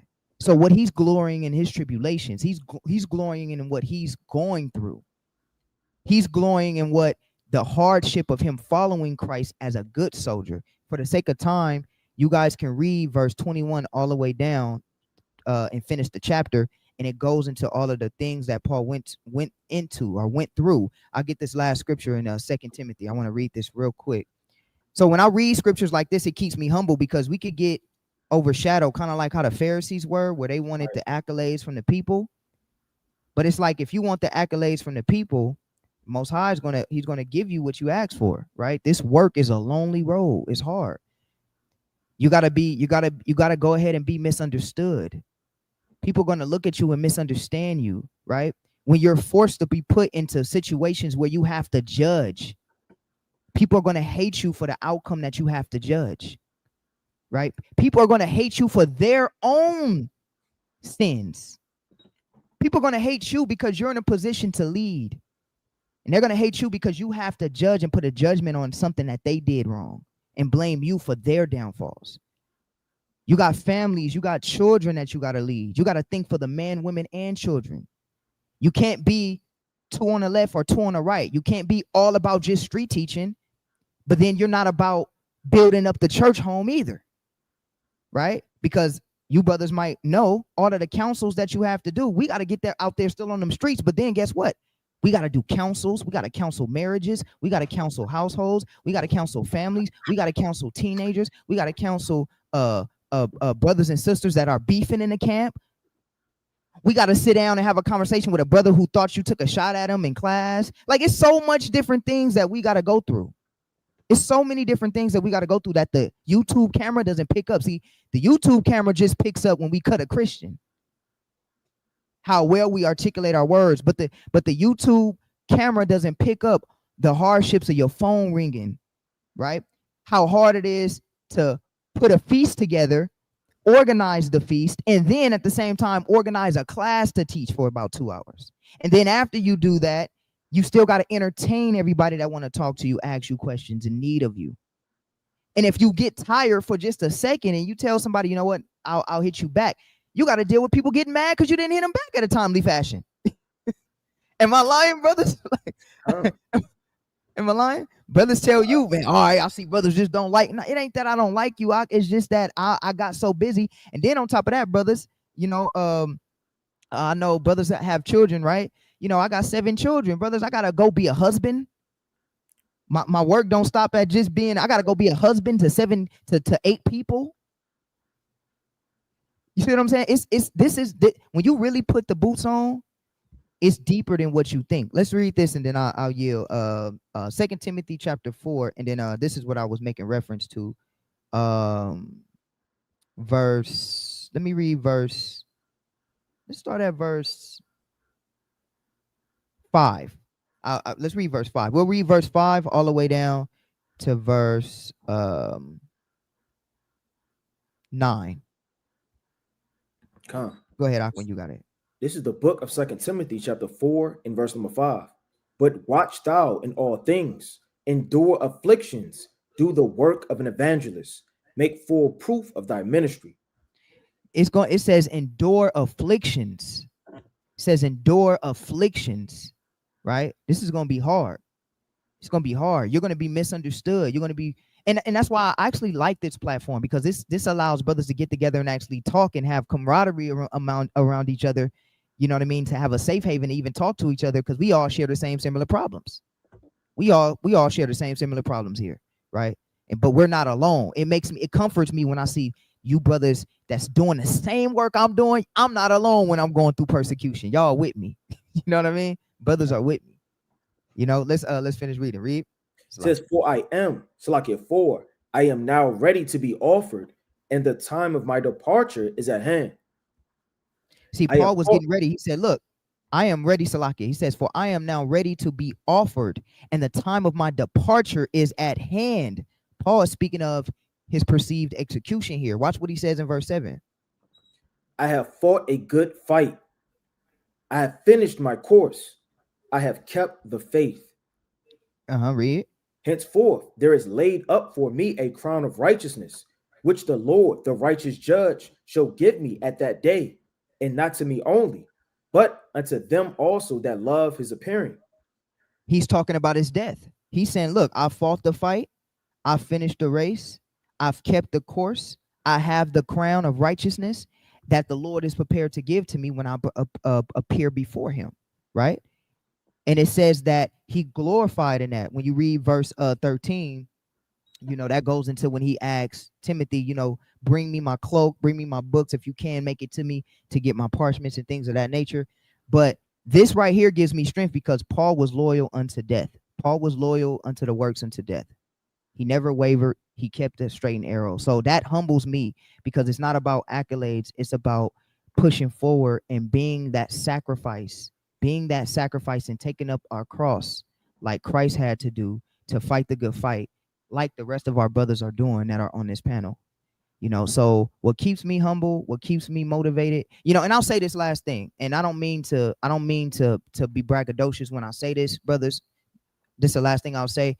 Don't take this as no braggadocious way. It's not, but I think it's befitting to share this because of what, you know, the question that's asked and just being an example to the people. You know, y'all were all, you know what I mean? You know, y'all brothers know, brothers want to go viral.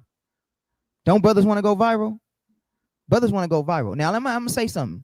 I don't know if brothers really want to go viral because I don't think brothers know what comes with going viral. Now, I just recently went, quote unquote, viral for the Charlie Kirk situation. Brothers, I lost my job.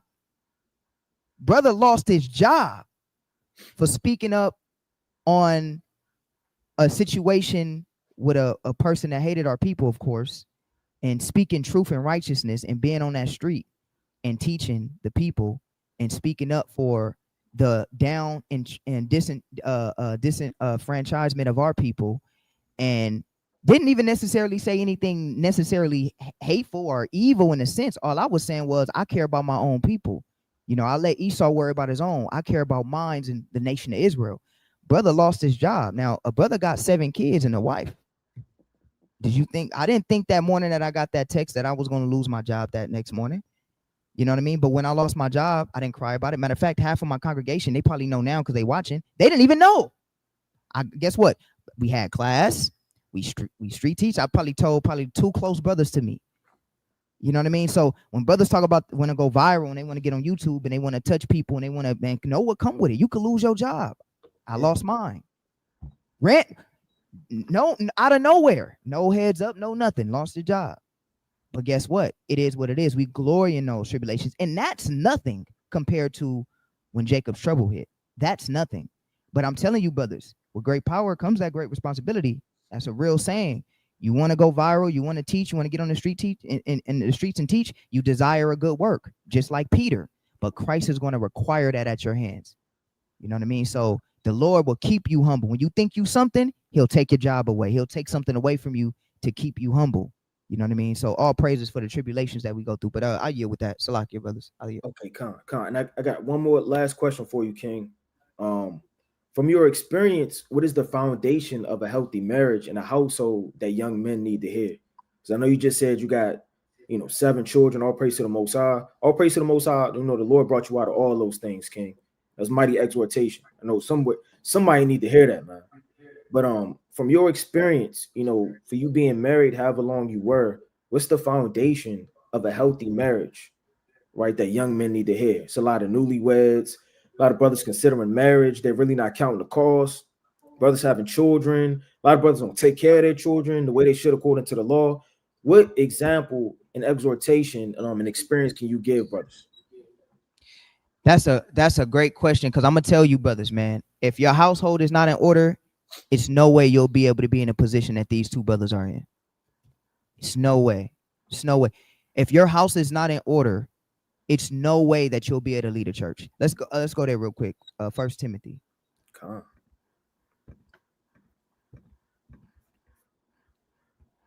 on. And let's read chapter 3, verse 1. This is 1 Timothy chapter 3 and verse number 1. This is a true saying. If a man desire the office of a bishop, he desireth a good work. Mm-hmm. A bishop then must be blameless, the husband of one wife. Right. Visual- So it says if you desire to be a bishop, you desire a good work.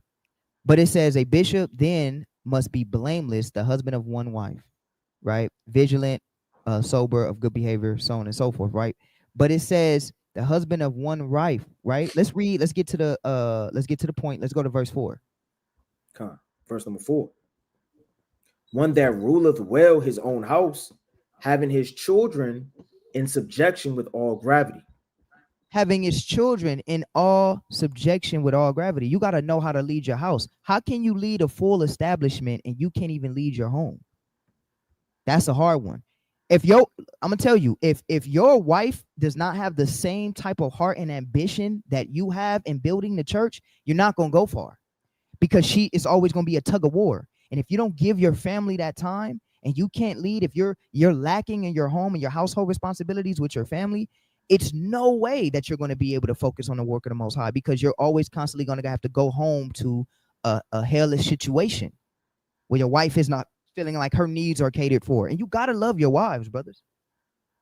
Scripture says, love your wife as you love yourself. You got to love your wives, brothers.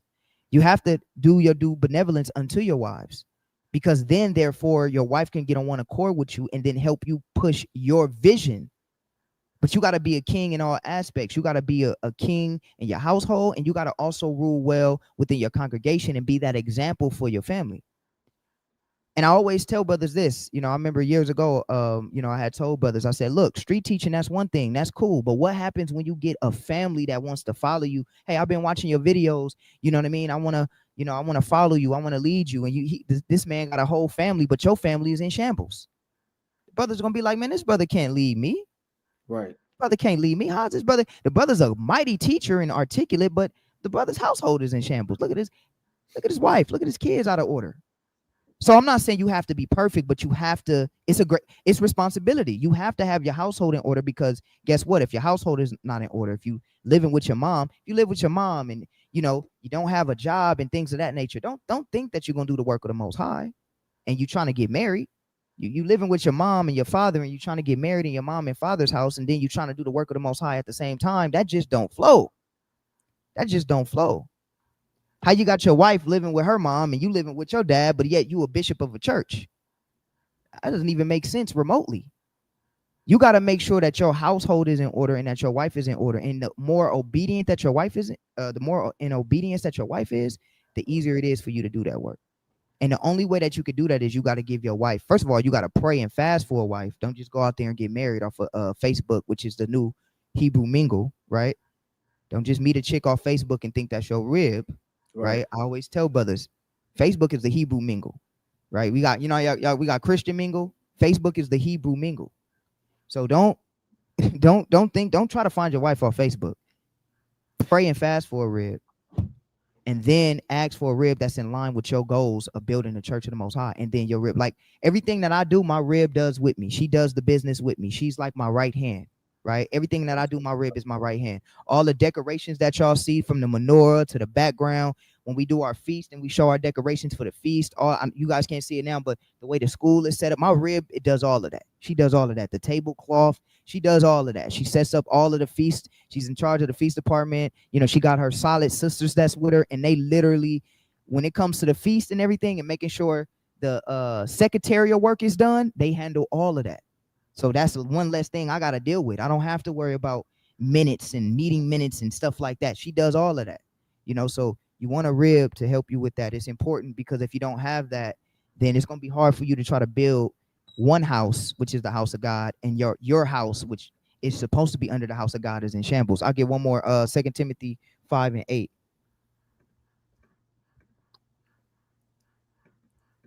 Yeah, First 2 Timothy. Timothy 5:8. First Timothy. Oh, 1 Timothy. I said second. Yeah. Salakia. Gotcha, Yeah, King. 1 Timothy 5:8. Salakia. This is 1 Timothy chapter 5 and verse 8.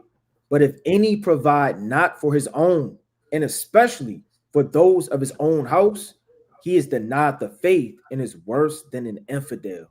You can't be a bishop if you are not providing for your household. That's why Paul said, look, I'd rather men be like me and focus on the work of the Most High. But if not, I'd rather you marry than to burn. I speak as a man. But he's giving his wisdom. He like, look, for you brothers that single, you don't got to worry about nothing. You can travel when you want. You can go to Cancun, go to Mexico, go do the work in Jamaica, wherever you got to go. You can go do the work. You ain't got to worry about it. All you got to, some brothers like me, I'm a humble man. It's not much that I need to survive. Just give me a blanket and a pillow and a couch and I'm good. You know what I mean? And I'm straight. I'll go to sleep anywhere. But I now when you take on a wife, you can't do that now. You got to get an apartment. You got to get a house. You got to get a bed, depending on how many kids you got. You can't have your family in a 1 bedroom when you got 7 kids. You got to get enough adequate space. You got to do, that's the ways of the world that you chose to take on when you took on a wife, which is a good thing, but the responsibility that follows it. So if you don't provide for your house, you're worse than an infidel. You're not even fit to be a leader. You understand? So, that's what I got on that. If brothers desire to be in a bishop role, a deacon role, whatever the case may be, you got to have your house on. And I'll say this last thing. If your wife is not in order and you a bishop of a church or a deacon of a church or a captain of a church, but your rib secretly resents you or she hates you or she doesn't respect the Most High, and she backbites and she talebearers, because if you keep reading that 1 Timothy chapter 3, it tells you that she shouldn't be a slanderer, talebearer, and so on and so forth. She gonna be talebearing all in the church while you supposed to be a bishop. And what brothers gonna do? They're gonna look at you and say, man, this brother don't even got his wife in order. How is he giving me order and instruction? His brother don't even got his wife in order. Look at his wife. His wife is his wife is always in some drama. His wife, it's never gonna work. So having a wife in marriage, if you are married, if you're thinking about doing the works of the Lord, you got to get that in order. But I yield with that. Salakia, brothers.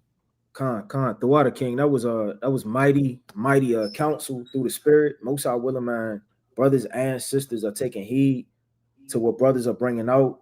I mean, brothers are bringing out points that take years of experience. This brother got a family. This brother got a wife, running a congregation. So for brothers inspiring to do that and thinking about it, and or your house may be in shambles, it may not be, Satan's always on the other side of that fence.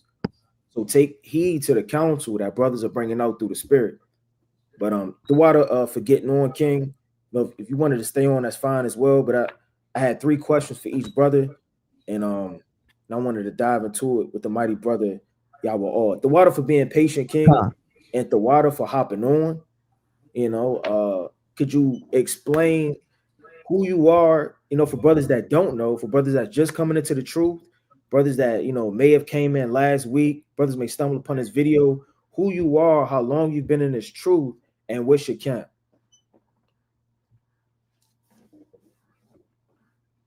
You got it, King.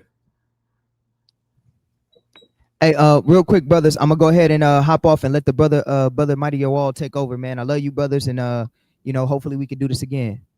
Most definitely. The water for getting on, King. I highly appreciate that. Be safe out there. Yes, sir. Till next time. Love you, brother. Shalom. Yo, can you hear me out? I want to say shalom to you. Oh, he left. I can hear you, King. Shalom, King. Shalom. Well, I wanted him to stay on for a minute because when you asked me who am I, I'm a better brother for knowing Brother Ratazan. I'm a better brother for knowing. I wanted to say that I couldn't get my mic right. I wanted to say that while he was here because he deserved flowers. He's a beautiful brother, and I enjoy listening to him teach and speak, and you as well.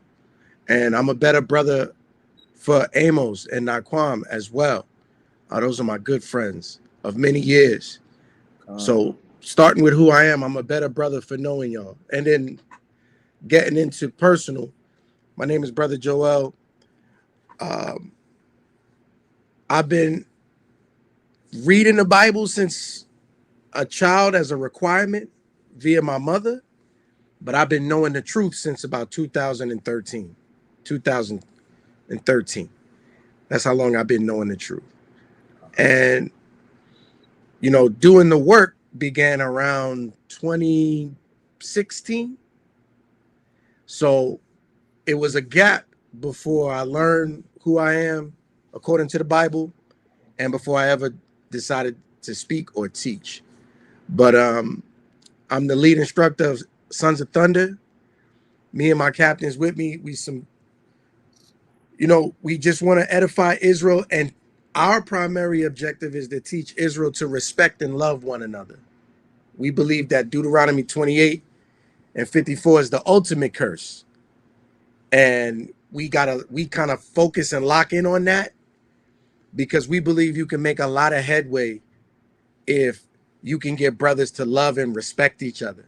You know, before we go into doctrine and before we get into prophecy and deep understanding, Jake got to learn that we family, man. And it's a way you treat, talk to, and speak to family. You know, talk and speak is the same thing, excuse me, but it's a way you treat family. And we kind of focus and lock in on that. So that's kind of our primary focus and kind of the primary calling that I feel the Most High put in my heart to bring to this truth, this beautiful truth that we all come to understand. Khan, all praise to the Most High. And Tawada again for taking the time out. I know I talked to you earlier. You had prior engagements and things like that, but you know you took the time to be able to get on. So I highly appreciate you doing that. You know, to share your wisdom and your knowledge through the Spirit. But I had three questions. You know, through the Spirit. All right, the first one was, what are some factors of a good solid camp? And how do you feel when brothers leave and split from a congregation? You know, what are some good factors for a solid camp? For brothers that are forming camps, brothers that maybe had a camp for a year or two, that are thinking about starting a camp, from a brother like yourself that has an established congregation, what are some good factors that you could share with brothers to maintain that? And how do you feel, or what does it mean to the body when brothers up and leave, or splits that happen in the body? All right, I wanna do something. And Brother Ratazan was working heavily out of the epistle of 2 Timothy, but we're gonna go back there. Go to 2 Timothy 2:15, and I'm gonna teach from the perspective of how I was taught, because that's a great question. All right, if you see my shirt, it says Sons of Thunder, but you see this logo say HOI, right? And it's funny that you asked that question, and I'm wearing this because I believe I had one of the best teachers in the world. Priest Sabak, a beautiful elder, was probably most instrumental in making me who I am today. And I could never front like that's not the case. The Most High didn't make me super special and quick of understanding.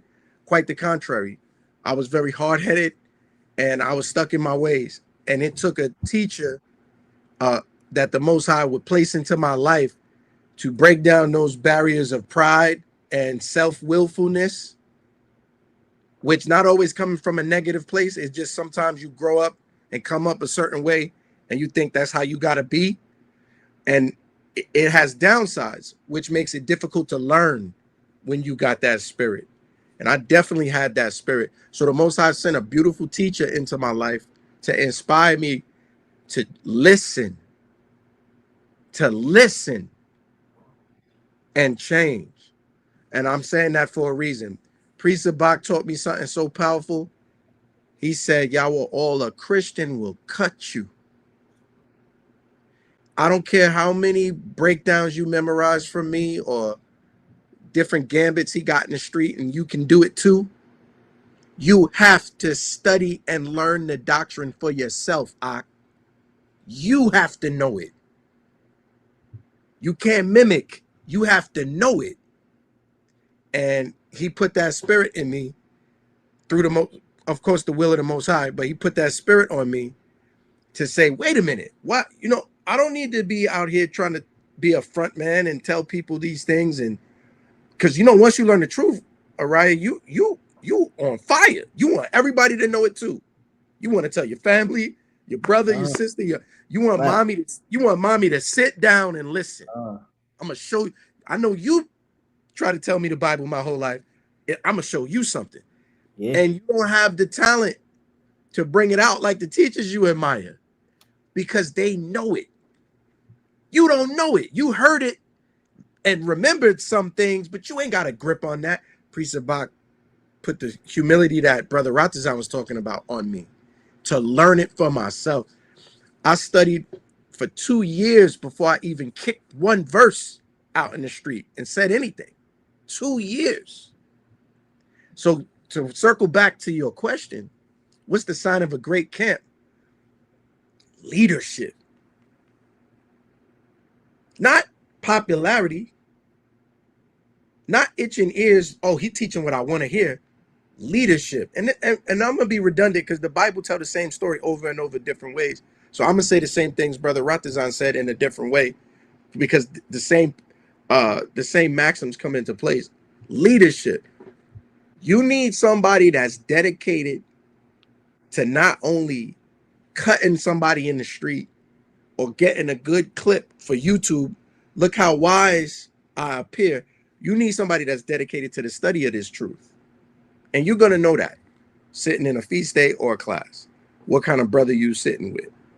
Right. You're going to know that based on the nature of his conversation and how he approaches issues. You're going to say, well, this brother is in the Bible.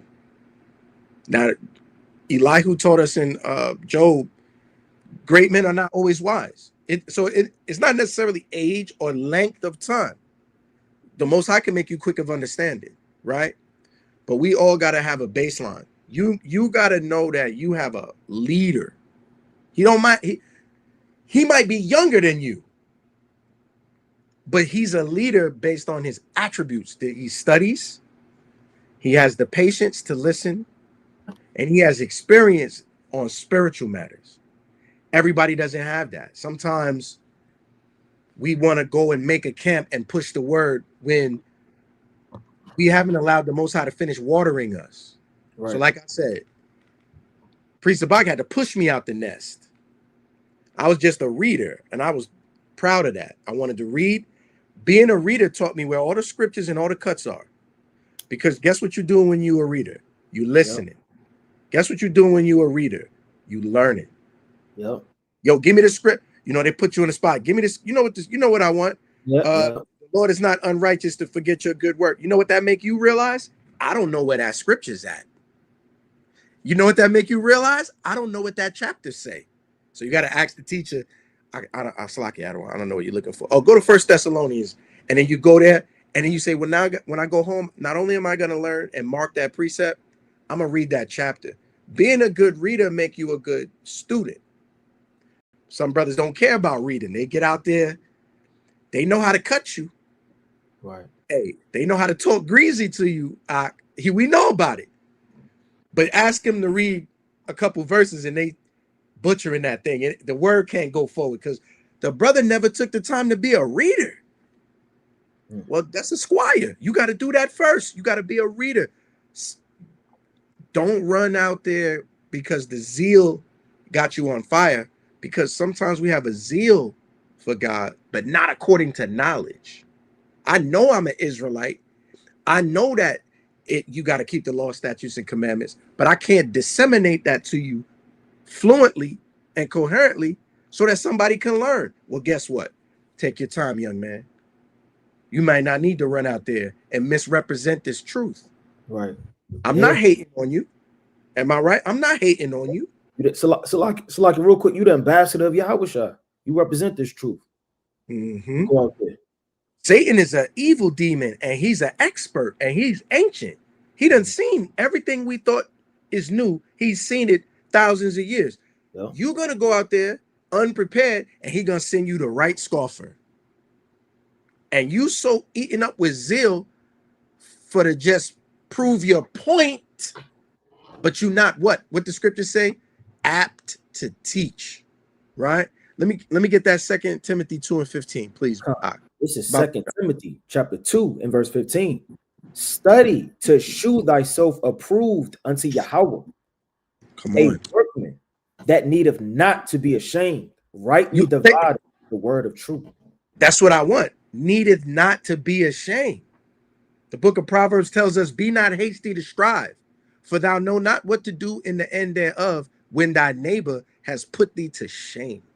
Because you ran out there with the zeal to tell everybody you an Israelite, the white man going in slavery, and you other nations going to serve us in the kingdom of God. You women need to be quiet. You ain't supposed to be teaching. Who you talking to, Ak? The sister that you trying to shout down might know more Bible than you because you didn't take time to study, to show yourself approved. And Priest Sabak put that spirit on me heavily. He said, Yahweh, all a Christian will cut you. Because I was so quick once I started listening to his classes and sitting on the Thursday classes and watching the YouTube Awaken Israel channel, I was so quick to run back and try to show my mother and my father and my cousins something. Y'all don't really know the Bible. See, and you know what? I got caught up in jams where they brought scriptures I hadn't had the experience to spar with. And I would run back to class with this attitude. Priest about how you cut when the Christians say the ordinances was nailed to the cross. I ain't know what to say when somebody said that. See my attitude? And my teacher told me, you want me to give you the answer? Open your Bible and study. You need to study for yourself and learn the doctrine before you ever go out there and try to tell somebody. And that changed my approach. And he taught me that early in my walk. So it gave me a great foundation. So if you're going to build a camp, you need to learn first. YouTube ain't going nowhere. All right.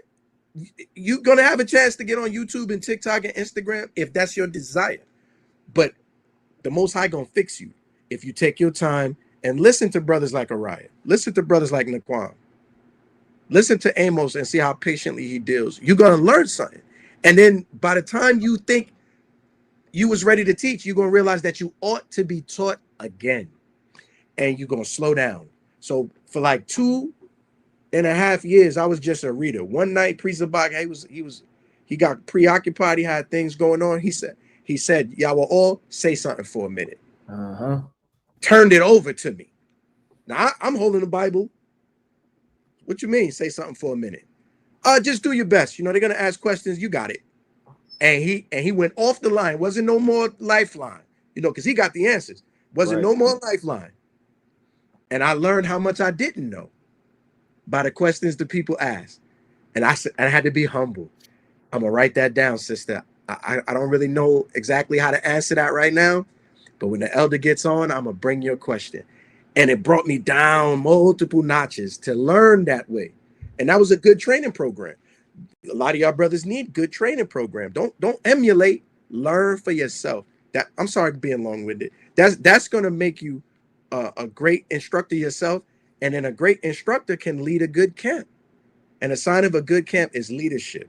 You need somebody that has experience with this work. He don't got to be older than you, but he still needs experience. Brother Ratazan been in the truth longer than me.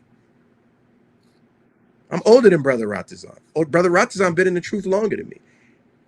He's a good friend, and he's called me, and we've gone over matters. And when he speaks, I listen to him, and he says things that inspire me and things that I wouldn't have thought of. You do too.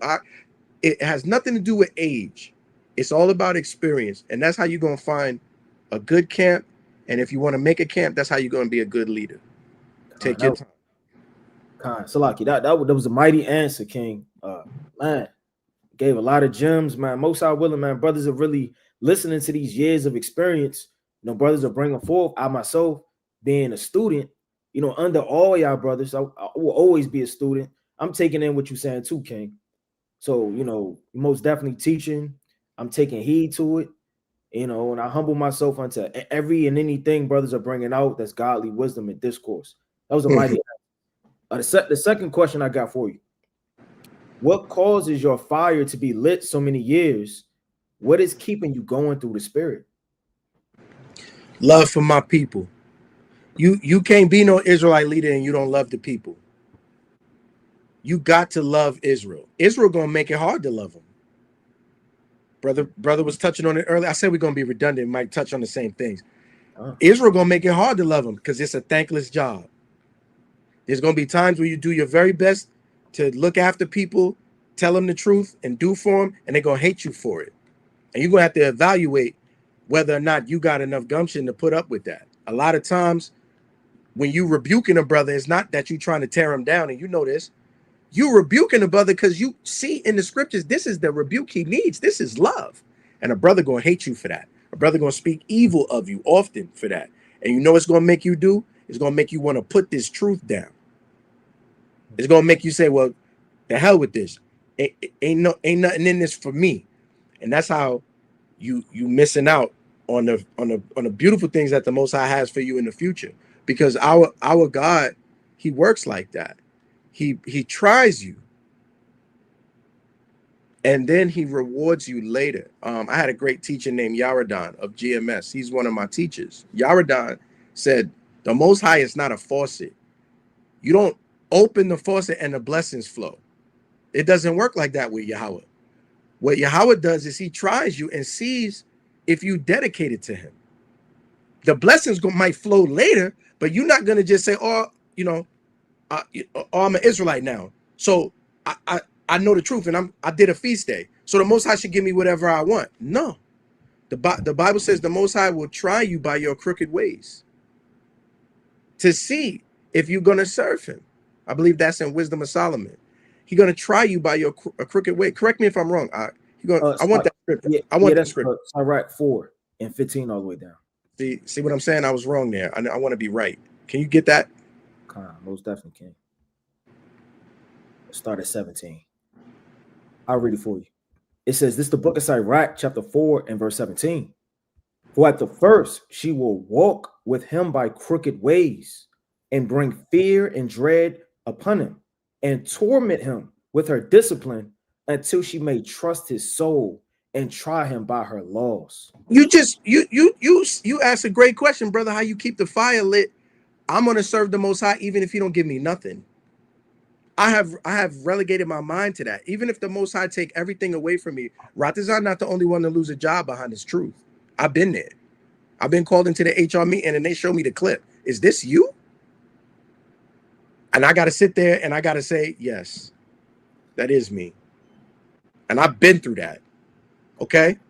The Most High going to try you by your crooked ways. Because in the beginning of this truth and in the beginning of my walk, when I thought I was a teacher, I still had awful habits that are not becoming of a man of the Lord. The Most High didn't kill me in those awful habits. He tried me by my crooked ways. He sent me a great teacher, and he blessed me by making me listen, because I could have not listened, but he blessed me by making me listen. Not what he gave to me. He just gave me an attentive ear. All right? If a man will learn, he must first have an attentive ear.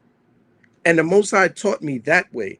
And then he lit up my life, gave me a wife, gave me beautiful children, gave me beautiful brothers that got love and respect for me. It wasn't always like that. It wasn't right out the gate. It was, you going to do this work? All right, go down to 5 points. All right, it's going to rain. They're going to spit on you. They're going to throw a bottle. The police going to come. It's going to get cold. It's going to get hot. Go back out to 5 points, do the work again. Brother's not going to watch your videos. Nobody going to tune into your channel. Brother's going to quit your camp. Go back out to 5 points again and do the work. Now people going to hate on you. They're going to go on that Facebook and they're going to use your name evil in all types of wicked ways. Go back out to 5 points again. Now a couple people want to join your camp. Go back out to 5 points again. Them two of them three brothers that join your camp quit. One of the brothers hate you. Go back out to 5. You understand what I'm saying? Go back out there, and in time, he will give you your reward. Give me the last verse of Sirach. It says, then will she return the straight way unto him and comfort him and shew him her secrets. Now go to the end of the book of Sirach. Give me the last verse, the last chapter. Okay,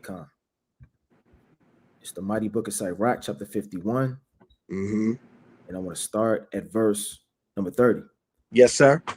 It says, work your works betimes, and in his time he will give you your reward.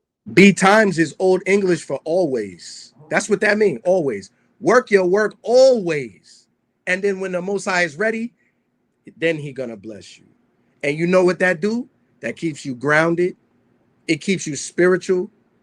And little by little, the Most High be showing you things and building you up. And then you go, oh, you took me through that so I can handle this. And then you start trusting Yahweh, and your faith doubles. And that's with repetition and dedication going to keep your fire lit, not expectation. In short, if your zeal is based around expectation, you're not gonna last. I expect to be popular. I expect for the sister that I'm looking at to choose me. I expect for this ambition I have, God gonna give it to me because I did Passover. I expect for my elder to elevate me because I did one class. Those, you're gonna be let down. But if you do your work always with no expectation, just out of love for the Most High and dedication, then the blessings will flow. And that's going to double your faith. And it's going to make you go out there and go 2 times harder. Salakia for being long-winded. Khan, most definitely came out. That was mighty. I got one more for you. One more through the spirit. Let me see. Okay, last question. It says, what advice can you give Israel when they're low in the spirit? And how have you came out of dark times? Right, it is true. Right, not that you have to mention it specifically, but whether it was fasting, prayer, whether it was brothers, calling a brother, whether it was taking a step back to examine yourself while all this iniquity came. What advice can you give brothers that's low in the spirit? And how did you come out of that, through the spirit? Dark times, being in this truth. One of my dark times in this truth was falling out with brothers that you never knew, but then God brought them in your life, and through doing the work, you became closer than brothers. And then you fall out with them, and you look around, and brothers you used to seeing is not at your right hand and at your left hand anymore. And brothers you used to confide in is not there anymore. Even worse, it'd be if them brothers like that start speaking evil of you. That'll hurt you bad. Okay. Dark times in this truth is, a marriage failing. An Israelite marriage failing is devastating because you got the Holy Spirit involved and you looking at the rib a whole nother way. And then to be betrayed or let down in that situation is a dark time. I came through something like that. A dark time in this truth, is running out of funds, losing your job.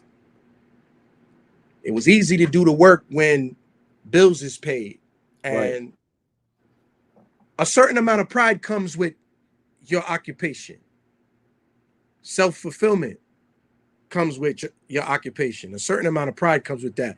And then having that taken from you, and you got to figure out how to make it happen, but you cannot scrape your duties. I came through that. You know what I learned? Why are you doubting the Most High? This the only God. This the one real God. Ain't no other God real. And he's your God, and you his chosen son. What you doubting him for? So I had to come through it one time, full of the doubt, the stress, losing hair, parents changing, because the worry. And then the Most High make it, the Lord make it all right. And then you looking back going, I could have been enjoying my life this whole time, Ariah. I could have been looking at things to rejoice about, but I was laden with sadness. Give me that inside right. Afflict not thyself in thine own counsel, for thou goest astray like a bull and teareth thyself in the field. You know what I want? Yeah, 6 and 1. See, this brother is on point, man. 6 and 2. I gotta ask him where the precept is at. Read that out. It's the mighty book of Sirach, chapter 6 and verse 2. Extol not thyself in the counsel of thine own heart, that thy soul be not torn in pieces as a bull strand alone. Because that's what you're doing. You destroying yourself with that worry and that doubt. Doubt is awful because the God we serve asks one thing: be ye of good courage. and have faith. That's what he asking for you. And I believe in Yahweh Ba'ashem Yahushua. But I had to come through it first. I had to worry myself half to death, ruin relationships, stress myself out, and cause problems for myself through doubt and worry for the Most High to solve the situation magnificent, more than I could ever done for myself. And then I had to have that regret of why was I acting like that?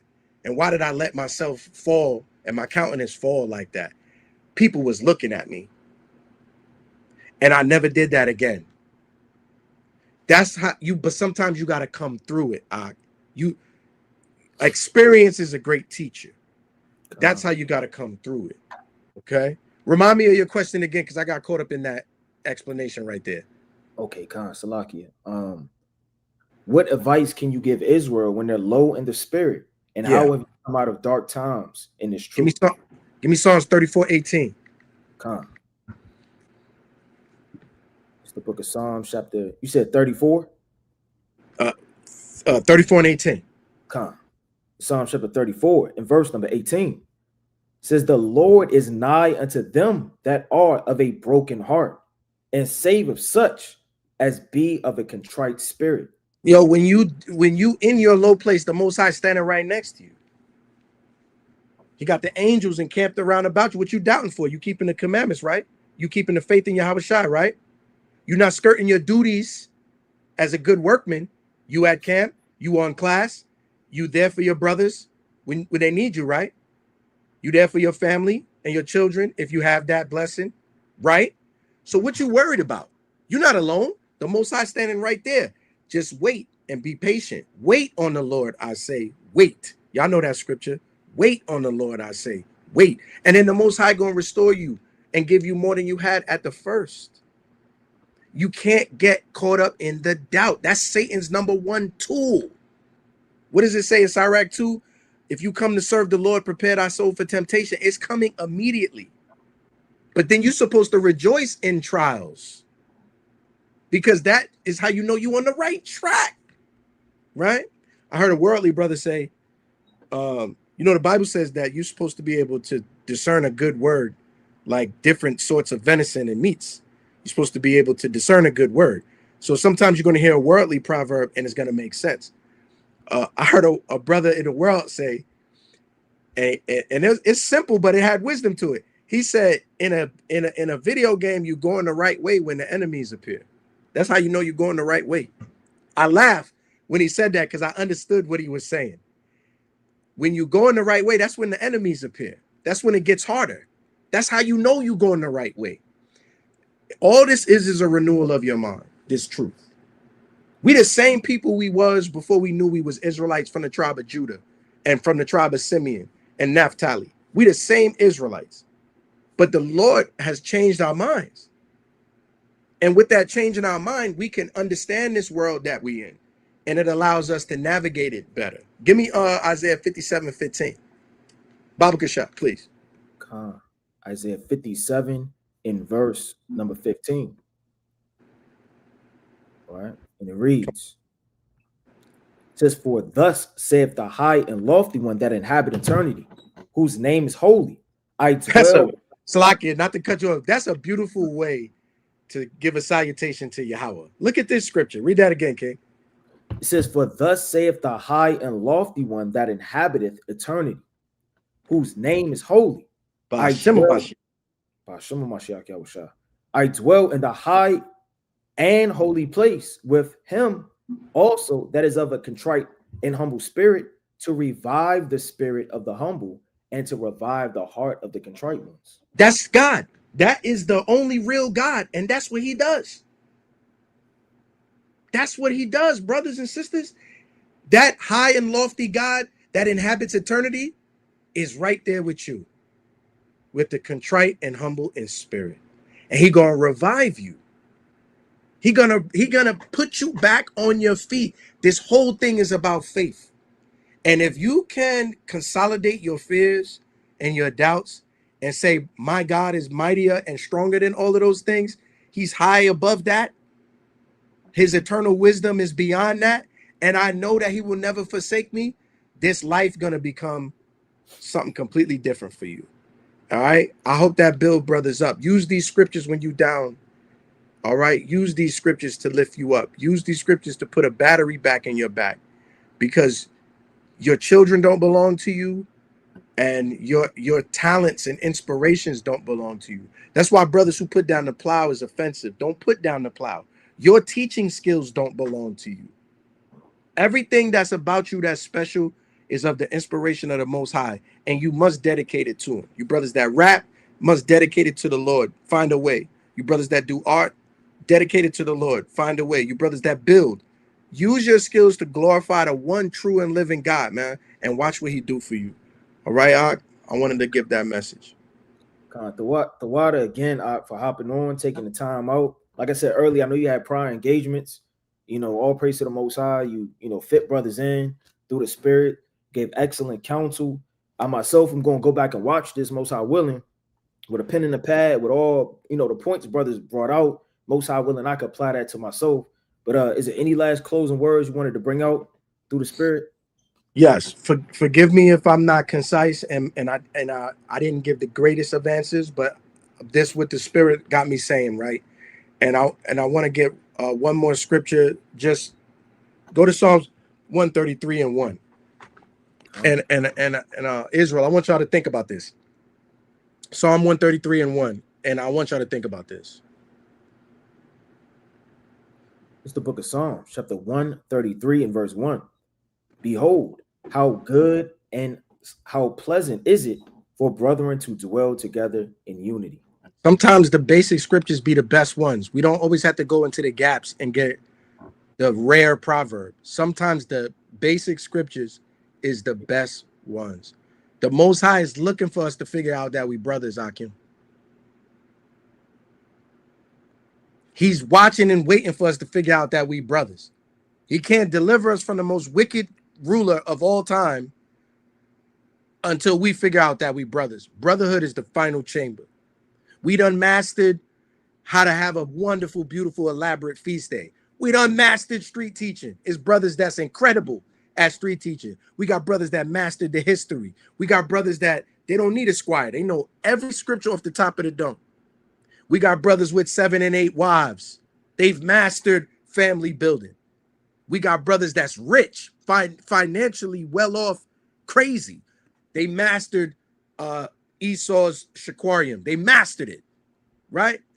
When we gonna master being brothers, we let the smallest things make us fall out. We got no courtesy and respect for one another, and we quick to step on each other's back to get a little bit higher. Yahweh sees all. His eyes are 10,000 times brighter than the sun. When we just gonna be satisfied with being brothers with each other? And that's more important than any prophetic breakdown and any historical exegesis you could give, is mastering brotherhood. I'm not going to slander you. I'm going to forgive you 70 times, 7 times. I'm not going to use my platform to destroy your name, put your face in all types of stuff and kick you while you down. I'm not going to insult a brother. If a brother falls, though he may have been a great brother, if he fails in this truth, instead of being mighty to destroy him forever and make sure he's finished, I'm going to restore that brother back. And may the Most High remember me for that. That's the last message. Give me Romans 12 and 10. I'm going to stop. Please, Baba Kasha. Romans 12 and 10.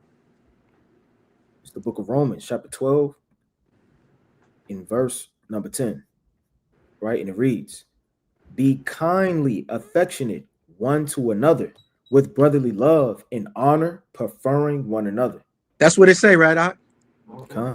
It don't need no, what you need me to go into the Greek? That's what it say. Kindly affection, man, with brotherly love, honoring and preferring one another. Israel, we ain't achieved it. I don't care how many people you got in your camp. You be disrespecting brothers. I don't care how many people you got in your camp. You be destroying brothers' names. I don't care how many people you got in your camp. You be putting brothers down. I don't care how many people you got in your camp. A brother wronged you once, you hate him in your heart. We could fight. Some of my best friends, we fought. We took it to the hands in the yellow lines, and that's my man. So we go and fight. But God forbid I bear a grudge and hate you. Some brothers don't even want to fix it. They don't even want to apologize and reconcile. I'ma die, you know, before I say sorry. Y'all are missing the plot. It's about brotherhood. That is what this Israelite thing is truly about. All right, I yield. And one thing, Amos just hit me up. He said for me to tell you, if you don't come back to Baltimore, you hate brothers. I'm So you coming. gotta come back. I was just talking to my brother from out there. I'm coming. I told him it's been a while since I've been out there. I gotta come back. I miss y'all. All praise to Most High. We miss you too, King. I But love you. the water again for hopping on. And Most High willing, man. I'm gonna holler at you soon through the spirits. Be safe out there. All right, hit me up, Ak. Shalom. All right, shalom. All praise to the Most High, man. Brothers hopping on through the spirit. That's mighty, man. Brothers giving excellent counsel and wisdom through the spirit of Yahweh Bashim Yahushua, right? And it was getting kind of late through the spirit, you know. Elders hit a couple elders up and see if brothers could still get on. That expected to be so long, you know, but that's the spirit of the Most High. So like, bear with me. Now, let me get this quick precept. Let's go to the mighty book of Hebrews. And too, I just want to say through the spirit, you know, if it was any camp that wasn't on, it wasn't because that, you know, brothers don't love brothers or brothers didn't, you know, care, you know, to bring brothers up. You know, this was just personally in my spirit for the brothers' numbers that I personally had, you know, that I have a relationship with, right, to reach out through the spirit. You know, it wasn't anything planned for months and months. And it really was a day or two ago. You know, the spirit just, you know, came on me while I was thinking about, you know, unity, you know, breakdowns, the Lord. So, man, let me hit up brothers, man. Let me hit up the elders. Let me check on elders. You know, I may send, you know, elders a message, Lord willing, you doing okay, whatever the case may be. But it was in my spirit, if they were willing and up to it, you know, to hop on. I know Elders Abak said he had a lesson he was doing. I reached out to the brother Ariah Nature Y. He had a lesson going on. The brother Yahweh, he had a lesson tonight. You know, I don't know if somebody else took that charge, but he sacrificed that. He hopped on. So a lot of brothers are busy, you know, so it was even merciful that they took the time, right? Split second to hop on. You know, that was mighty. You know, I appreciate all the brothers that did do that, you know, through the spirit. This is the book of Hebrews, chapter 13, in verse number 1. Let brotherly love continue. And that's the spirit that brothers are in, man. Letting brotherly love continue. Because, I mean, like the brother said, what else are we going to do? That'll be wicked not to let brotherly love continue, but to do what we want to do or to slander brothers. Right? When it's all said and done, this door is about to be closed and all hell was about to break loose. And what you do and the love you give, you know, to your Akim and the brethren in the congregation, you know, that's what's going to last. So Most High willing, man, brothers are really examining through the spirit, you know. But Salaki, bear with me.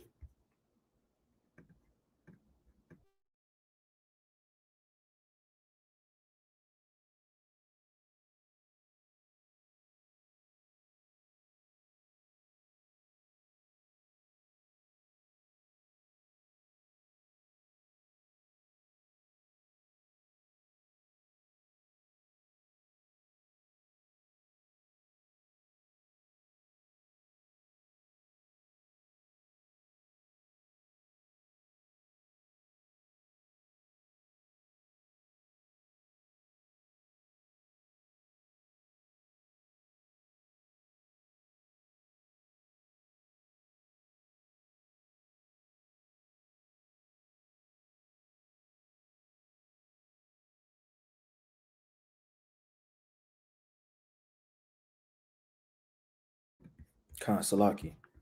Yeah, I just hit up a couple. We might have to do a part 2. I just hit up Chief Ephraim. You know, the brother said he got work 5 in the morning. You know, whatever the case may be. You know, brothers need sleep. Like I said, the spirit is still the spirit. You know, and it was even foolish to think I could fit so much mighty counselors in at such a short amount of time. Right? I mean, that was, you know, it's all let the Lord. But let me get this quick precept. Let's go to the mighty book of Sirach. Chapter 34 in verse see what I want. I want to start at verse right number 9. A man that traveled knoweth many things. For all you brothers that are thinking about traveling, still haven't traveled, or whatever the case may be, the Lord said, he that have traveled knoweth many things. You meet brothers, man. Brothers going to West Coast, you meet brothers, brothers going to East Coast, brothers go to the islands, or wherever you travel, brothers going in their states. You're doing all of this and you're meeting brothers. You're going to know many things. See, brothers could tell you from the little experience that we do have, a little experience I have about, we got robbed at the airport before. No, not literally by gunpoint or something, but they took all of our funds. We spent money ahead of time so we don't break the Shabbat. Travel, we get there, the people at the desk talking about, I don't know what you're talking about. Your name isn't in the system. When you travel, you encounter things. You encounter different spirits, different principalities. When you go to places like New York, it's a principality that's different from Atlanta. Or from Atlanta, a different principality, that's different from Florida. So, brothers got to start traveling more. That's the spirit that the Lord was in, man. Let me get this quick precept. Let's go to the mighty book of Luke, chapter 4. It's the book of Luke, chapter 4, right? And I'm going to start at verse number 42.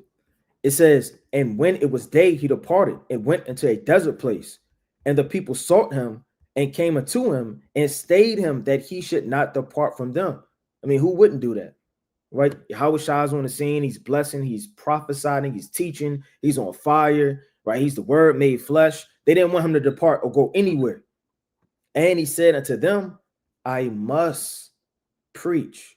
He said, I must. And that's scary, man. Like, for that zeal to be in certain brothers, man. Certain brothers can't go without teaching.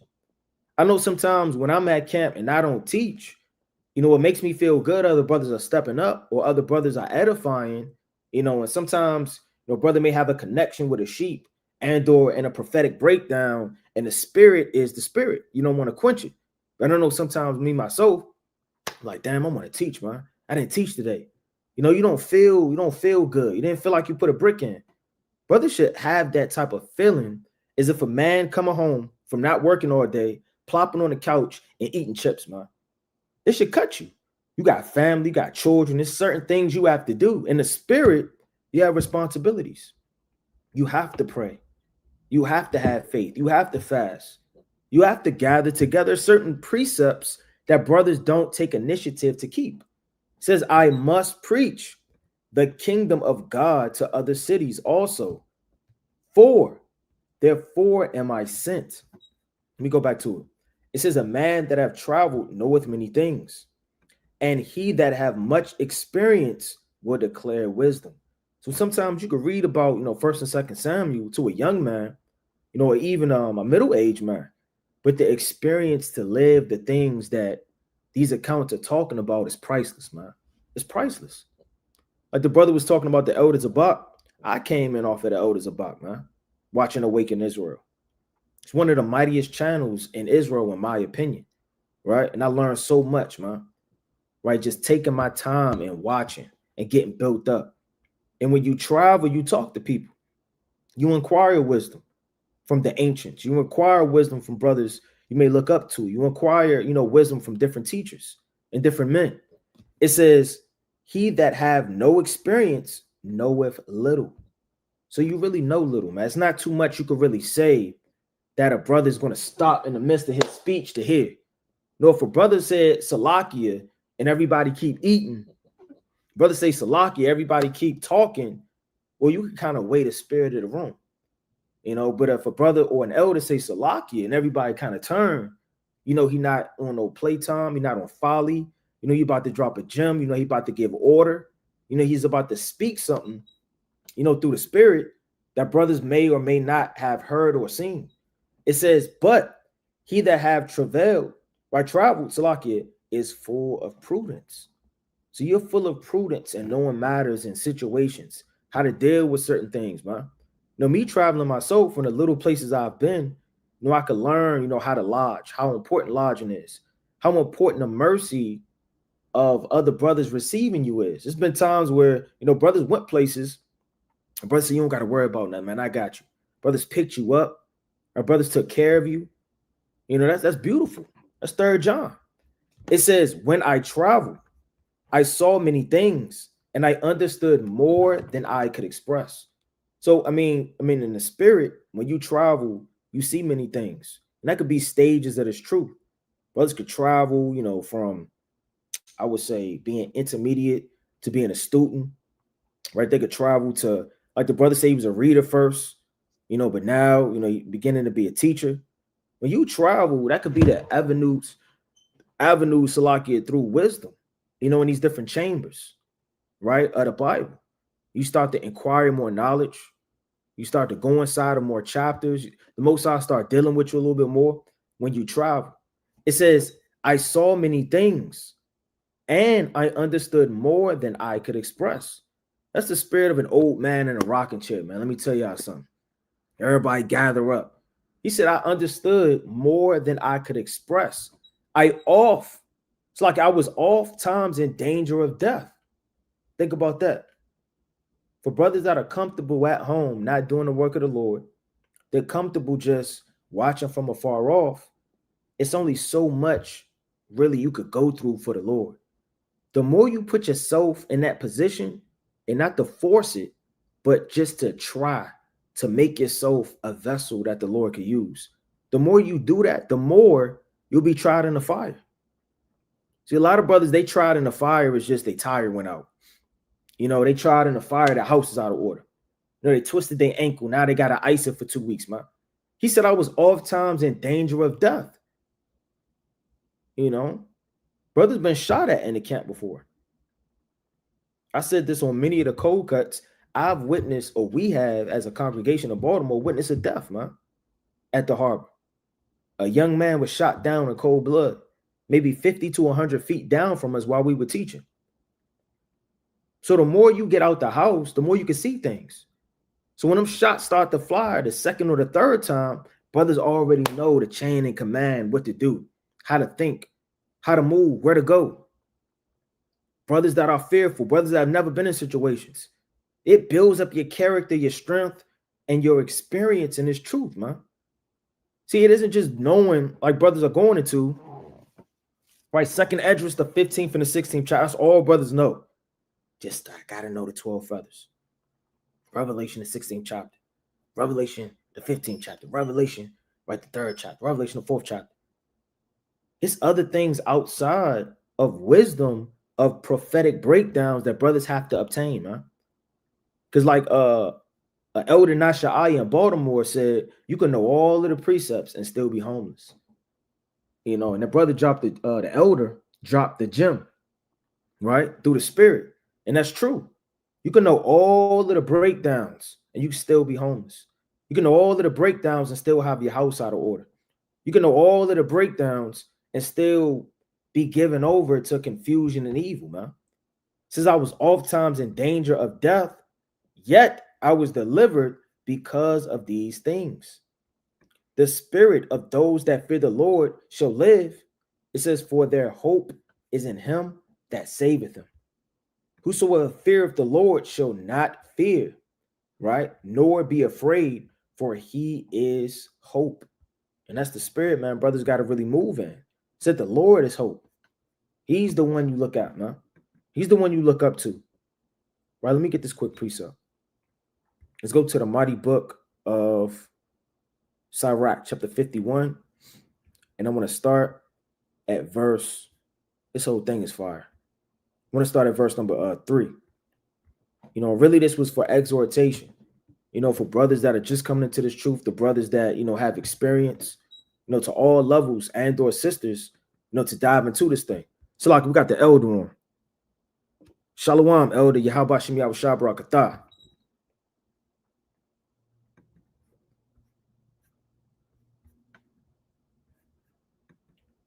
Oh, the elder, let me see. Said device not connected.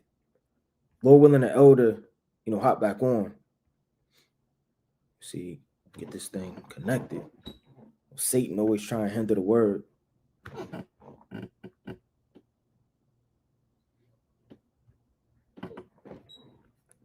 Most High willing. Let me see. The elder hop back on through the spirit. All right. Probably got to get his service together. But let me bring this precept out. It's the book of Sirach, chapter 51, verse 3. And has delivered me according to the multitude of thy mercies and greatness of thy name from the teeth of them that were ready to devour me, and out of the hands of such as sought after my life. So when you read the scriptures, this is coming into a mind of a person that lives the life of a prophet. In order to be delivered out of the hands of death, you got to be out there teaching. You got to be an example. You got to be on the forefront. You got to be out in them trenches, the field, the streets. You got to beat the block, man. You got to be outside. It says, and from many-fold afflictions which I had. Many-fold afflictions, man. And these cries that, these men were going through, Salak, let me get the elder. Shalom, elder. Yahweh Shem Yahweh Shai Barakatah. Shalom, you hear me? Yahweh Shem Yahweh Shai Barakatah. You can hear me, King? Khan, I can hear you, elder. All praise to the Most High. The water for taking your time out, through the spirit to hop on, to edify and give words of encouragement, to the nation of Israel. Brothers highly appreciate that. God, all praises, Ak, all praises. All praise to the Most High. For brothers that don't know, who you are, elder, would you mind, Baba Kashar, just explaining how long you've been in the truth, your name, and what congregation, right, that you're in, Baba Kashar? God, yeah, I come from HOI, House of Israel. Been in the truth about 32 years now. Me and Sabat, we've dealt with the congregation of HOI. I was also on 14th Street, Israelites. So I've been in the truth for about 32 years, going strong. All praises, man. It's a fight. It's a daily fight, but this is a beautiful thing to lend my wisdom to younger brothers. All praises to the Most High, man. Yeah, that's highly appreciated. Right. I had maybe 3 questions, if that's all right with you, elder. That I could ask, for you to just bring forth the wisdom that the Most High has bestowed upon you all of those years. First question is, everyone wants to be a teacher and a leader. What advice do you give young men with that mindset? Right. Good question. Good question. First thing is, the scriptures tell you when Yahweh Shah says, when you come to the table, or I'm paraphrasing it, when you come in the room or something to that effect, he said, sit down at the lowest seat until somebody else exalts you up. Don't wait. Don't jump to be exalted. Take your time. Be patient. Learn to be a good reader. A reader is very important because as you're reading, you're getting the scriptures you need. You're being taught, right? You got to learn to be what they say, a supporting member, a supporting actor, like they say in Hollywood, right? You win awards by supporting and encouraging your brother. That's the first thing you want to do. You want to encourage your brother and you want to support your brother. You will have your time, but learn to support and encourage each other. And then the Most High will exhort you in due time, right? You got to understand it. And of course, Yahweh Shai is first. My favorite scripture, St. John's 12:31 and 32. Exhort Yahweh Shai, and he shall draw all men to you. So that's the important things and one of the jewels that we got to learn. Khan, I want to read those scriptures for you, elder. It's the book of Luke, chapter 14 and 8. When thou art bidden of any man to a wedding, sit not down in the highest room, lest a more honorable man than thou be bidden of him. And he that bade thee in him. Let's say more man. So that's saying be patient and have your time, unless somebody that's coming up will surpass you, right? Because you wanted to exalt yourself. You wanted to put yourself in that position before that time, right? Sit down at the lowest seat and wait till your time has come, because before your time comes, you're going through your chastisement. You're going through your punishment. You're going through certain things that's going to build your character. So when you get at that position, you will be strong, right? It's like you can look at anything. A boxer, you don't just jump into the heavyweight fight, man. You don't just jump into the belt. You're going through a lot of different other fighters, right? You're being trained. You're learning how to get up after you get knocked down. You're learning all type of things. The Bible says, be not ignorant of any small or great matter, right? You can learn from these things. So you also got to take your time before the Lord brings you up. Go ahead, King. Come. And he that bade thee and him come and say to thee, give this man place, and thou begin with shame to take the lowest room. You see that shame. The Bible also says, study to show yourself approved, man. Right? You got to know your word, because you may shame yourself trying to be put in a position. I seen that a lot of times coming up, right? I see brothers so quick to want to speak, and then when they get up there, somebody asks them a question, and they can't deal with it, right? Because they didn't study to show themselves approved. They just wanted the attention. They saw the crowd. They saw people, and they wanted to jump up there, but they wasn't ready. They wasn't ready. You see what I'm saying? So be ready, and when your time comes, somebody will see you, and they will put you in that position, right? I'm gonna finish off 10. But when thou art bidden, go and sit down in the lowest room, that when he that bade thee cometh, he may say unto thee, friend, go up thither, go up higher, Salakia. Then shalt thou have worship in the presence of them that sit at meat with thee. Right. Don't be so quick to want to be in the top seat. Right. Me as Elder Sabak, we had to learn, man. We had to sit down. And matter of fact, we didn't even think we was going to be over a camp.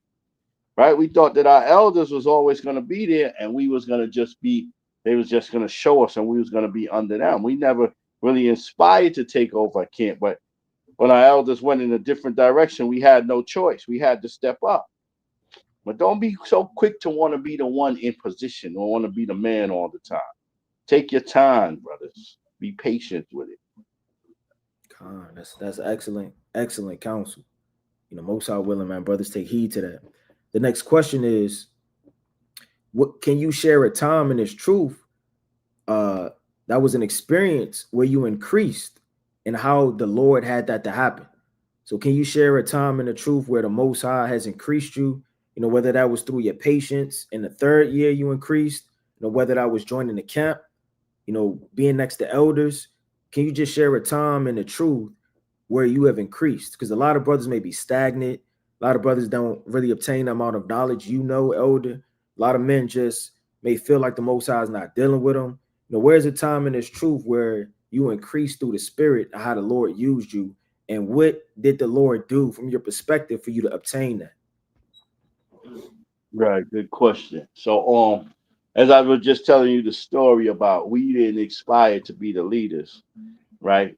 But our leaders went kind of a different route, so we had no choice. So, we knew the scriptures, but now my thing was, can I deal with men, right? I knew the scriptures, I knew the word, I knew I could get to the scriptures, but I had to learn how to deal with men. We're physicians, right? Lord said we're physicians. A good doctor, you don't give every man the same medicine. There's different men, but you got to give different medicine. So I had to learn how to deal with different men, with different spirits. And that's when you really become a leader. One thing I was told by a word about leadership is, what makes a leader great is how he creates other leaders. Not just him. If he can create other leaders under him, that's what's going to define him as a great leader. So one of the most important things that I had to learn to deal with, I'm coming with just going from just dealing with myself to dealing with 100 men. And there's different spirits that I'm dealing with every day. So I had to increase. I had to, learn the Bible, but learn how to deal with the spirits, man. That was very important. So like being a physician, knowing what certain brothers need, and the ointment and the curing through the precepts and the knowledge to be able to navigate to see what brothers need as far as marriage counsel, brothers and anxiety, brothers catching hell, just being patient, and increasing to know as a physician and a leader what brothers need. Yes, that was very important, brother. I know you made a point earlier that really caught me because I've never heard that, but it's so true. That statement that you made about the brother that said you could have all these scriptures but still be homeless is so Yeah. true. Yeah. It's so true. And it's and when you're in this truth long, you see these things, right? You see these things. I've seen many brothers in the beginning being homeless, right? I know brothers that worked at movie theaters that had to pack brothers in the movie theaters just so they can get a sleep, right? So that's very real. You have to apply yourself, brother. You have to apply these scriptures. Now, one thing as the younger men, let me tell the younger men, right? Because as an elder, you don't want the younger men to make the mistakes you might have made. As a younger man, realize that you can't force this truth on everybody. If you're in a household and they don't accept it, you got to learn to use wisdom, right? Because you may not have your own. You may be in a position where you need to live in that house. You have to balance it. The Bible says warn the person once or twice, but don't come into what you be called an argumentative spirit and a lion in the household where now you're put in a position and somebody's kicking you out and now you become homeless. That's very important because when you're young, you got a zeal. You want to teach everybody. You want to push the truth on everybody, but sometimes it don't work that way, brother. So that's very important for you younger men to understand when you first coming in this truth. Con, most definitely. That was the spirit you said that, because the next question was, what are some morals you wish someone would have told you 20 years ago? How it's like, what are some morals somebody could have told you 20 years ago, right? That's important that you wish you knew. So you kind of touched on it. That was the spirit. But what are certain things that, I guess, when you first came into this truth 32 years ago, by the mercy of the Most High, what do you, some morals, whether that's integrity, whether that's be shamefaced as a man and, not be, all over Israel, or just something maybe you have fell from, or maybe you've witnessed other brothers fall from, that you wish you knew 20 years ago that you could tell younger men now? Okay, morals. Oh, that's a question, brother. I mean, when you say morals, we was just talking about just certain things, man. I mean, I was talking to an elder woman, matter of fact, the elder priest of Bach's mother. When we was talking about morals, or we was talking about it in different things, like just how before you would take a lady, an old lady, and make sure she crossed the street. You would say good morning, or you would take your hat off. You know what I mean? And we said when we lost these type of things, you see the damaging of the community now. You see that they have no respect. They curse in front of old ladies. You know what I mean? They curse in front of old men. We saw that those little things that you think may be insignificant actually keeps things in intact. You have a respect for your elders. You have a respect for your own people in a sense. So yeah, but that's a great question. What I mean, I would just say, remember you representing Israel, man, and you have to carry yourself at all times like a priest of the Lord, because people are watching. If you over drinking or you doing things to embarrass yourself and you embarrass your nation, remember people are always watching that. So you got to keep that intact. The Bible tells you that Christ came eating and drinking, and they had something to say. John the Baptist came eating and not eating and drinking. But the people are always going to have something to say. But you got to make sure you carry yourself a certain way, because you're a light of the world and people is always watching you. So I would say just carry yourself. Don't be too much of a drunker. Keep yourself intact. Keep your appearance up to the best of your ability. These things is very important. You know what I mean? Because what's happening with some of our young men, our men in general, is they're getting into a depressed state. The Apocrypha tells you also about that. You don't want to get into a depressed state. You want to have your spirit up. And that's one of the things I wanted to touch on, with the young men. One of my great scriptures is Proverbs 29:18, where there's no vision, the people perish. right? You young men have that vision, right? You see something now, right? You don't want to be a basketball player or athlete. You see it's bigger than that. You see being a king of Israel and ruling the nation. That's what you got to aspire to. So that vision right there is a great vision, man, that you want to keep in mind, right? You're not here to be a basketball player. You're not here to be an athlete. You're here to be a king on the earth, man, and to rule these nations. So keep that vision intact, man. And that's going to keep you strong. Khan. Now I'll read this for you, Elder. This is Proverbs 29:18. Where there is no vision, the people perish, but he that keepeth the law, happy is he. So the young men don't have no vision, man. And when you read on, I think it's Isaiah 51:19, King. You see what I'm saying? 19 to 21, you understand how the young men have fallen, and that's why we're here for. You know what I mean? Because the vision is lost. The young men don't see no hope no more. But now that you come into this truth, you see hope. You're not just in the street like a wild bull. Because the scriptures say our young man is in the streets like a wild bull. When you look at the bull and you see an example, when he comes out of the rodeo, he's wild. He has no direction. He's going everywhere. You see? Now the young men, they need direction, man. And this is the word that we come as elders, because the young men have the strength and we have the wisdom. So this is where we come as elders to guide the young men and put it in perspective. Khan. And I'm gonna read this for you, Elder. Want me to start at 19 or 20? You start at 19, King. Khan. It says, these two things are coming to thee. Who shall be sorry for thee? Desolation and destruction. And Right. the Who's sorry for us? None of these nations are sorry for us, man. They don't care about us, man. They're not weeping for us. Who's really sorry for us, man? Who's really sorry that our young men are dying in the streets and our young women are on strip poles and all of that? Who's really weeping for that? Who cares for that? Only the Most High, man, and Yahushua. Read. It says, and the famine and the sword, by whom shall I comfort thee? Who's gonna comfort us? Come on. Thy sons have fainted.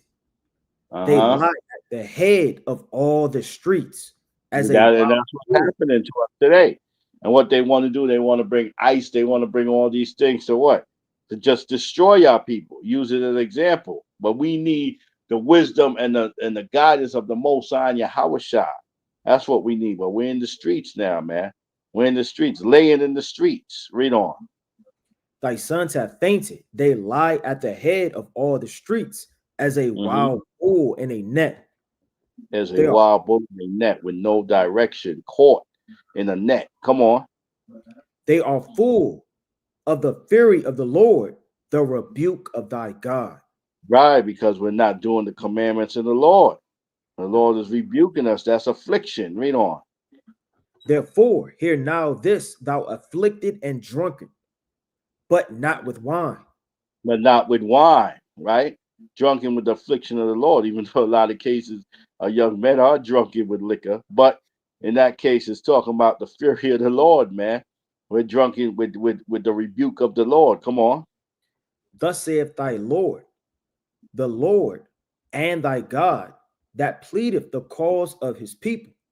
Behold, I have taken out of thine hand the cup of trembling, even the dregs of the cup of my fury. Thou shalt no more drink it again. Right, but the Lord is going to save us, man.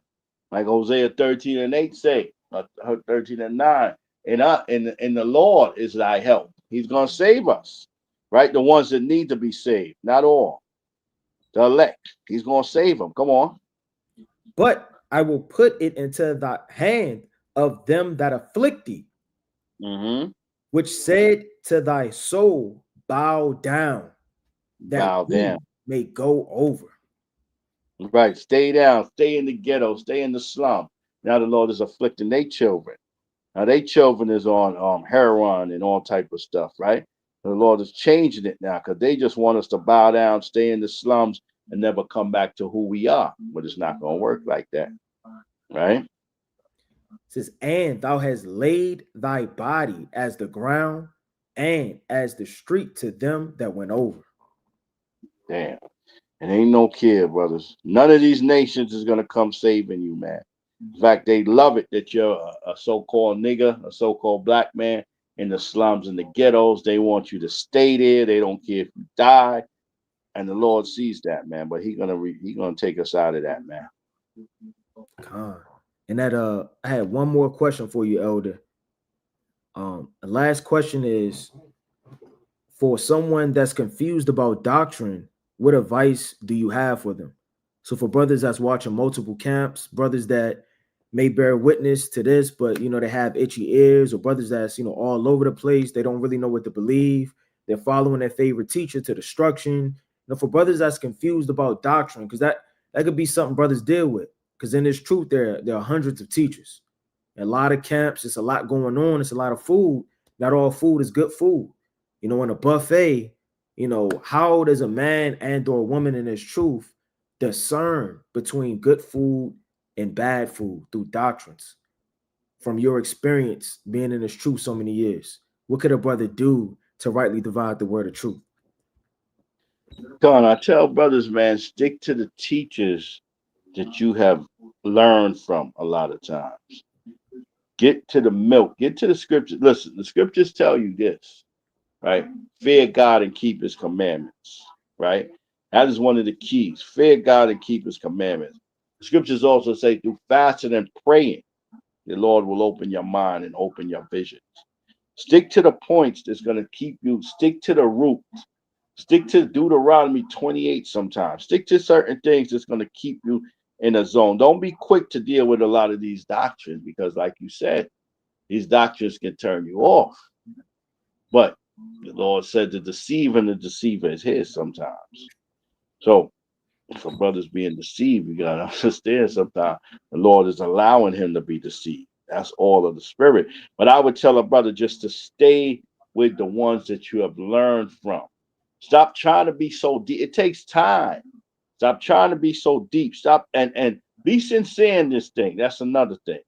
Don't teach this thing to show that you know all these precepts and you know all these breakdowns. Teach this thing in sincerity, because a lot of times brothers is going this way and that way because they want to, like they have so much breakdown and they have so much knowledge teaching over their brothers. Be sincere in this thing. Stay with the ones that have taught you a lot of times, right? Fast and pray. Fear God, keep his commandments. Con, and I want to bring out that precept you just quoted. It's the book of Job, chapter 12. And if I can, I'm gonna start up at 13. With him is wisdom and strength. He hath counsel and understanding. Behold, he breaketh down, and it cannot be built again. He shutteth up a man, and there could be no opening. Behold, he withholdeth the waters, and they dry up.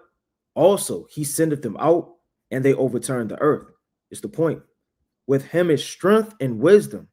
The deceived and the deceiver are his. The deceived and the deceiver are his, man. But if you sincere in the spirit, right? Give me Job 32:8. If you sincere in the spirit, and if you really try to serve the Lord, and you're not competing, which a lot of brothers are, I just got to be, I got to be straightforward. The truth shall set you free. If you're not competing and you sincere in the spirit, and the Lord gonna come to you and give you the right understanding, right? Give me Job 32:8. It's the mighty book of Job, chapter 32 and verse 8.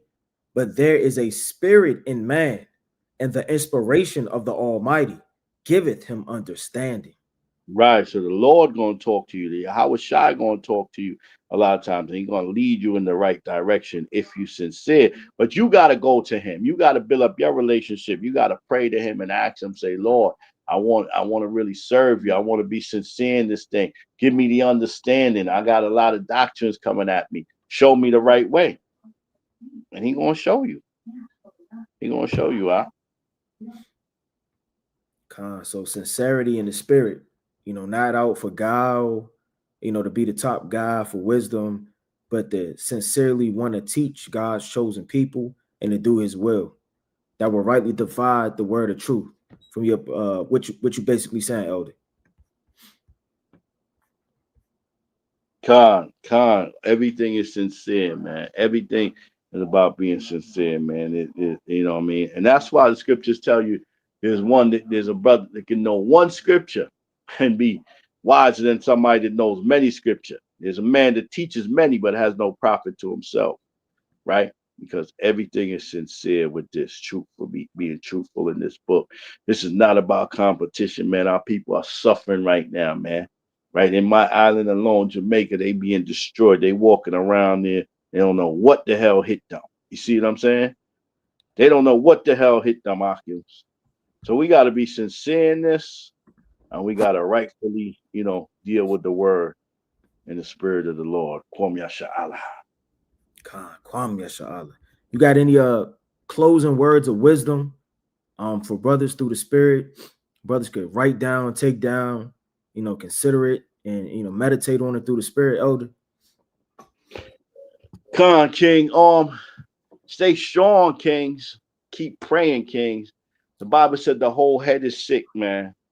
Brother once told me in the last days we just gonna be able to fight for sanity, man, to keep our minds sane with all the things we're going for, man. He said that's gonna be the main battle, man.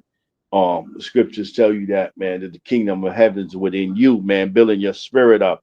That's gonna be the main thing, because we're gonna see a lot of things, right?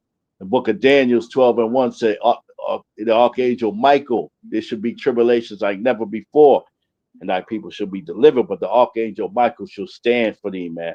So we're going to see a lot of things, man. You're going to have to keep your mind. You're going to have to keep your sanity. You're going to have to keep your prayers up. You're going to have to do what you got, man. This is like I always, like I say, you can learn from the small and great things. I say, like a boxer, man, you got to train. Got to keep your routine. Keep your routine.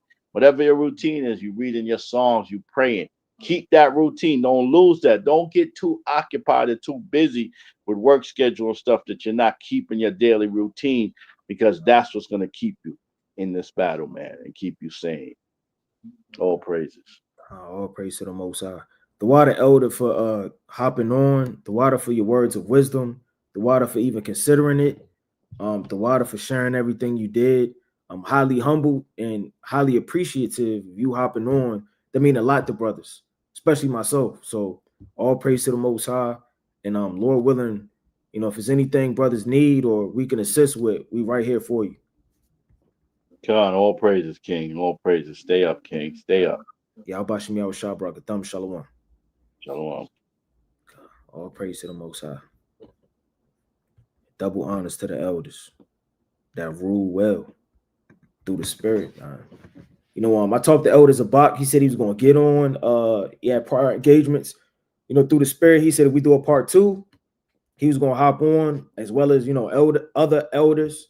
It was getting late. Like I said, through the spirit, I don't know how I thought we could fit all of these mighty brothers on, on one call, one video, but if it be the Most High's mercy, we're most definitely going to do a part 2, just to gain and soak in, a lot more experience. I kind of wanted, brothers that are mighty teachers, or some brothers that are mighty teachers come on earlier. I had the elders close out, but, time, escaped us, through the spirit. But let me get this quick precept. Maybe one more elder hopping on. I got to see. But let me get this quick precept.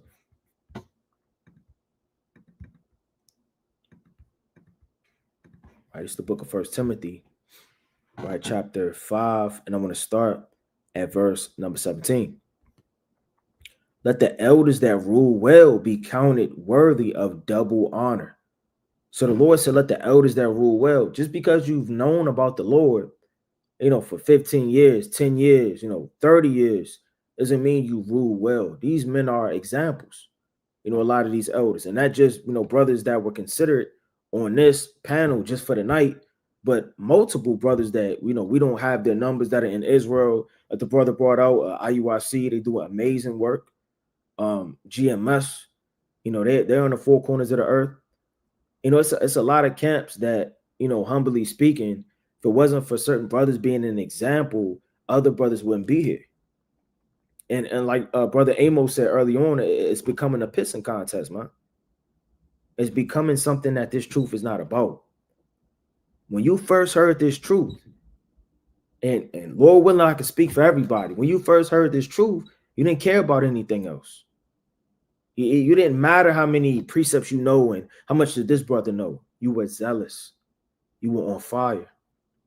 That spark, that flame, that torch, that ignition, that first enlightenment that you received through the Spirit, which descended on you like a dove, right? It is all that mattered, right? It's the Lord said, let the elders that rule well be counted, right? Worthy of double honor.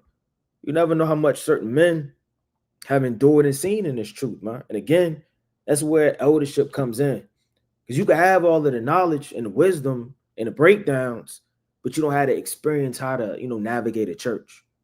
For mighty brothers that I'm in a congregation with, iron sharpeneth iron. I'm always learning from those brothers, man. I'm learning from brothers that are just coming into this truth. You want to always feel like there's something that you could be taught. Because once you have that mentality, that many men fall into, which is really a demon, it starts to blind you. And it starts to overthrow your logical way of thinking and your humility, man. The Lord said in the book of Jeremiah, let me get this quick precept. This is the mighty book of Jeremiah. Get this quick precept. Chapter 9. Right in verse 23. It's the book of Jeremiah, chapter 9 and verse 23. Right, and it reads, thus saith the Lord, let not the wise man glory in his wisdom. It's so easy to glory in wisdom, man. Your brute strength. Somebody that could do a triple backflip, who wouldn't want to show that off? Somebody that could throw the ball all the way from end zone to end zone, who wouldn't want to show that off, man? Somebody that could dance, somebody that could sing, right? These are carnal attributions that men are given. Who wouldn't want to show that off? How much more, right? Something that nobody knows. These parables, a lot of people don't know. These prophecies, a lot of people don't know. You got to understand, these are secrets that are revealed, man. These are literally secrets. Let me get this quick precept. These are literally secrets. And they're not secrets by man. They're secrets from the Lord, man. And he revealeth to his friends, man, that keep his commandments, that are under him. So when you receive those things, a lot of men, they glory in it. They boast in it. It overthrows them. Right, let me get this quick precept. It's the book of Psalms, chapter 25 and verse 14. The secret of the Lord is with them that fear him. So a lot of brothers, they start off good. The fear of the Lord is in them. They're sincere, and they obtain those secrets, man. Secrets of revelation, secrets of second address. Don't ever get to the mind state that now I've obtained it. Because after you read this book, it's a scary thing that can happen to you. You could feel like I've already read it and I don't need to read it again. I already know it. And that's pride and arrogancy, man. It says the secret of the Lord is with him. It's like it with them that fear him, and he will shew them his covenant. Right? Let me go back to that. This is Jeremiah chapter 9, and I'm going to start at verse number 23. It says, thus saith the Lord, let not the wise man glory in his wisdom, neither let the mighty man glory in his might. Let not the rich man glory in his riches. Because again, these are easy things that men can do at any given time. You got people that, what they call it, letting it rain. They just throw the money in the club. They're glorying in their riches. They're flossing with all of their chains, their rings. See, men are proud with the things that they were blessed with or the things that they've obtained through the left-hand side, right? A mighty man, he want to see, right, who could bench the most, who's the strongest, who's the fastest. It says, but let him that glory in this. So you can glory. But what are you glorying in, man? What's your glory? Is it your own works? Are you a Pharisee? Is it your righteousness? Is it all obtained by the law? What's your glory, man? It says, but let him that glory in this, that he understandeth and knoweth me, that I am the Lord, which exerciseth loving kindness, judgment, and righteousness, man. Those are one of the three things that, the Heavenly Father speaks a whole lot about, man.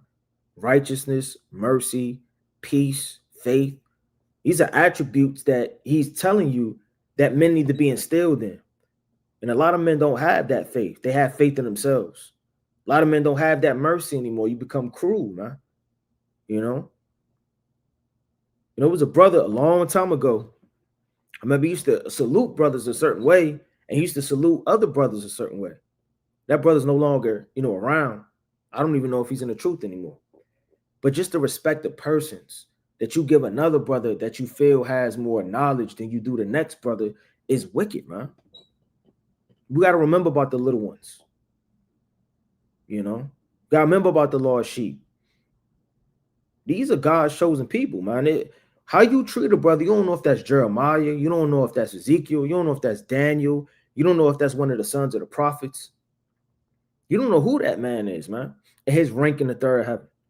And the spirit that's resting upon that man of courage. Because you can't rate a man pertaining off of who he is today. That's why you have a certain thing, it's called the last lot, or your lot, rather. See, if you would have judged me, 20 years ago, 15 years ago, whatever years ago, I'd have been in mischief, lost, confused.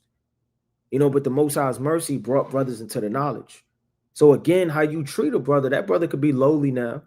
You don't really know what's going on, wet behind the ears, you got a backpack on, right? He's shivering in the cold, but in 4 months, 2 years, that brother could be a prophet. See that, and two, there's no age limit on the spirit too. A lot of brothers put a age limit on the spirit. You have to be a certain age to be somebody in the spirit, right? Let me get this quick precept in the book of Wisdom of Solomon. Let me get this quick precept, right? And like I believe y'all were all brought out earlier, it's certain brothers that may be younger than you, that's over you in the spirit. And brothers have more knowledge, more wisdom. They've obtained more than you have in your life, but that's okay. It's the book of Wisdom of Solomon, chapter 7, right? And I'm going to start. This whole thing is crazy, right? I'm going to start at 27 is the point, but I'm going to start at 22, right? Get this real quick. It says, "For wisdom, which is the worker of all things, taught me. For in her is an understanding holy, so like a spirit holy. Only one only, manifold, subtile, lively, clear, undefiled, plain, not subject to hurt, loving the thing that is good, quick, which cannot be letted, ready to do good." So the spirit of wisdom, isn't just the spirit of the breakdowns. That's what brothers chalk wisdom up to be, man. Last time I read, which we're doing right now, it says it's manifold, it's subtile. In order to learn subtlety, you have to be through experiences. Lively. Lively means zealous. You're ready at the drop of a dime to put in a brick, to travel, right? To put your life on the line. Clear. You got to be clear-minded in this truth. When you got bills, stress, anguish, lust, covetousness, hatred in your heart, all of these things blind you, man. You got to be clear-headed too. Because when you're clear-headed, you can make a proper judgment. It says undefiled, plain. See, certain things are plain. Like the Lord said, they are plain to the holy, so are they stumbling blocks to the wicked. Two, a lot of brothers breaking stuff down ninefold. You're going into this, your favorite teacher bringing that out, stretching this doctrine that's never been said on the face of this earth or from the time of old. Right? Certain things are plain. Now, you have wisdom that is double to that which is, but at the same time, it's plain. Right? The Lord said the simplicity of Yahushua in 2 Corinthians. It says not subject to hurt, loving. Not subject to hurt. No matter what wisdom brings you through, it's not to hurt you. It's to make you better. And brothers can't see that. Because when you come into this truth, you lose stuff. You may lose, your job. You may lose friends. You may lose your sense of who I am. I know it was a brother a while ago. The brother said he don't even know who he is anymore.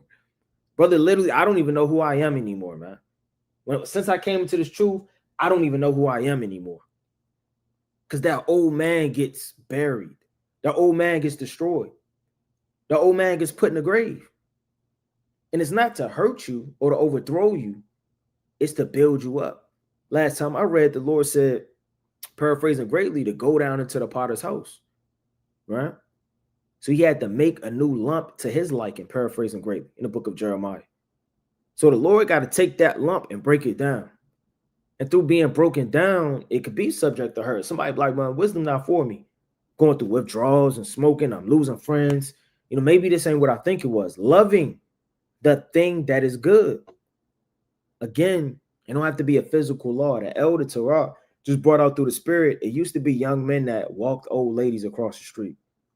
Used to not cuss. Used to have some sense of respect. Loving the thing that is good. The thing that is good is helping your elders, learning, being quiet, having good behavior, common knowledge of the way you were raised up, and foremothers and forefathers. Quick, which cannot be letted, ready to do good, kind to man, steadfast, sure, free from care, having all power, overseeing all things, and going through all understanding, pure and most subtle spirits. It says, and going through all understanding, meaning wisdom is going to be everywhere. Where wisdom is, where wisdom is, it could be wisdom of the world. It could be wisdom of theologians and philosophies and timelines and dates, and they going into this. Wisdom isn't just one place. You can't just box wisdom in one place, man. Wisdom is everywhere. You know, the Lord said in the book of Wisdom of Solomon 12:1, my incorruptible spirit is in all things, all flesh, paraphrasing greatly. So wisdom is everywhere. Knowledge, you know, so don't just think, well, that's a child speaking, or that's an old man speaking. You know, she going through all things. You know, all things, you know, you can learn. Like the Lord said, you can learn from the beast of the field. When you study the ant, you can learn from that. You study the sheep, you can learn from that. You study the wolf, you can learn from that. You study the attributes of a lion, you can learn from that, man. So she goes through all things. So don't box your mind and spirit to just thinking that wisdom is only one place. Pure and most subtle spirit. So it's pure, but it's also subtle, man. See, wisdom could see right through you and leave you. And you still think you have her. For wisdom is more moving than any emotion, right? The sound of light, the sound of sound, right? Or anything that's fast, right? Radioactive jets, right? No matter what it is, wisdom is more moving. It's always on the go. It's faster than anything you could think of. She passive and goeth through all things by reason of her pureness. For she is the breath of the power of God. You know, that's for you brothers that are looking and intermingling with all knowledge and all wisdom in other books, man. Like the elder said, paraphrasing, just stay with the milk sometimes. And who told you the milk was bad, man? What is this demon in Israel that the milk is bad? Right? You rubbing your stomach, you want meat. You want meat. You banging on the table, man, like an angry child. I want meat. I want some more meat. I want this. I never heard you acting like the Athenians, man, in the book of Acts. You got itchy ears. You're fulfilling prophecy, man. The Timothy spoke about. It's like Paul through the hand of Timothy, they told him about. You're fulfilling prophecy, man. You having itchy ears. You're all over the place. Sometimes you just need the milk, the foundation, right? Things that are good for you. I was telling a brother, I believe that was last Shabbat. Sometimes, man, you just got to go back to the fear of the Lord. That's the foundation of everything. You know, a lot of brothers are focusing on this and, my timelines, my prophecy. I got to confound this scoffer. Take a step back sometimes, man. The elder spoke about mental health. He said, in the end of the day, he's paraphrasing greatly, at the end of the day, all you're going to be fighting for is your sanity, man. And I felt that on many type of levels, in many ways. And that's so true. Because, I mean, these precepts are in you, Lord willing. Faith is in you, but the sanity that a man is going to have to endure, to see certain things he's never saw, go places he's never been, encounter people he's never talked to be able to be in certain situations that he never even thought he would be in. It says, for she is the breath of the power of God and a pure influence flowing from the glory of the Almighty. Therefore, can no one foul right, undefiled thing fall into her, right? It says, for she is the brightness of the everlasting light, unspotted mirror of the power of God, man. This is the unspotted mirror of the power of God, meaning wisdom itself is a representation of the Most High. What does that mean? Meaning a brother may, get some goggles. He may look up to the third heaven. He may get a microscope, right? He may do certain things, and he may try to figure out, how do you see the Lord, or where is he? Let's take a plane up. Let's take a rocket. Where is the Lord? Let's see if he manifests himself. Let's go see an ancient prophet. Let's go see a seer. How do you see, right, the manifestation of the Lord? Or many things. It's the power of wisdom. Meaning when you see certain brothers endure the truth for years and years and years, see certain sisters maintain good works for years and years and years.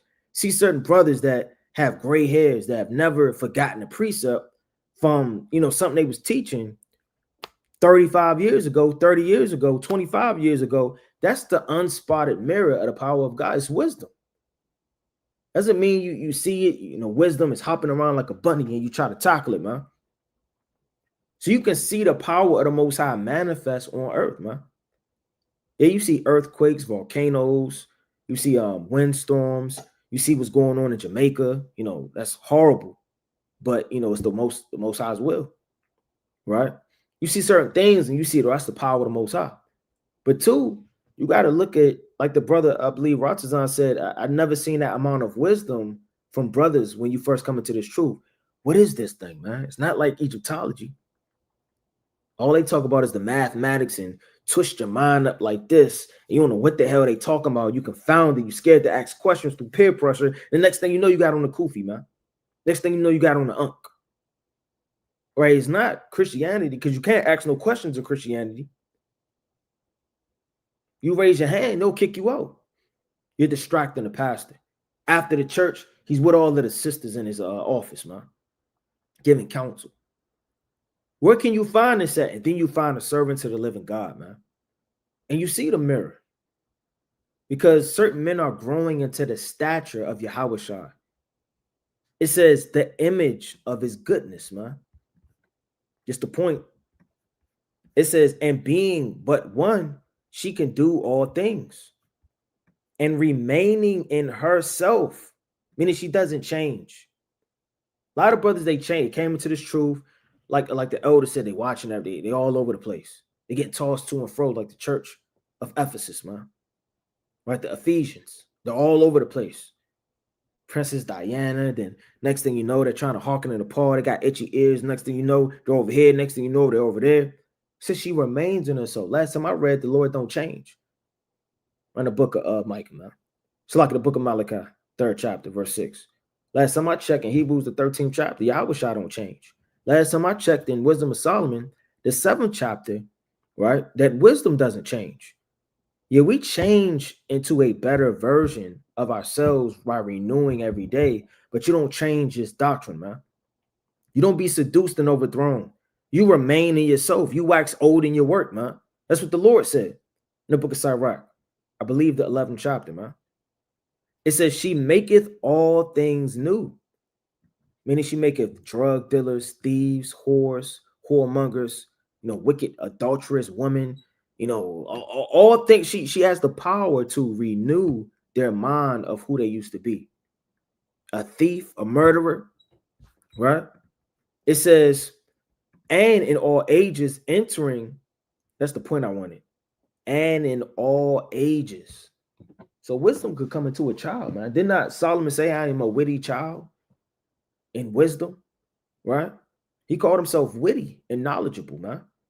But yet he didn't know how to go in and go out, right? It's and in all ages entering into holy souls.